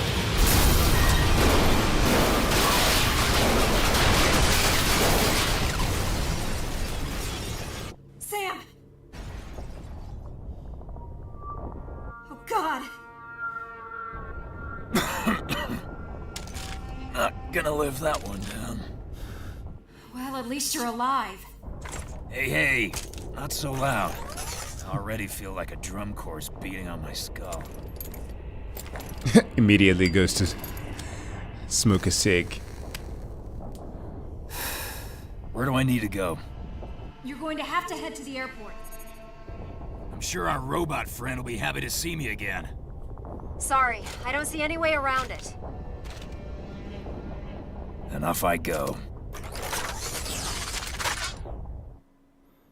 Well, gents, I think this is where I'm gonna stop for today. This has been a fun and interesting stream, but I'm gonna keep it short. Need to get some sleep for tomorrow. But you should get yourself some sleep as well.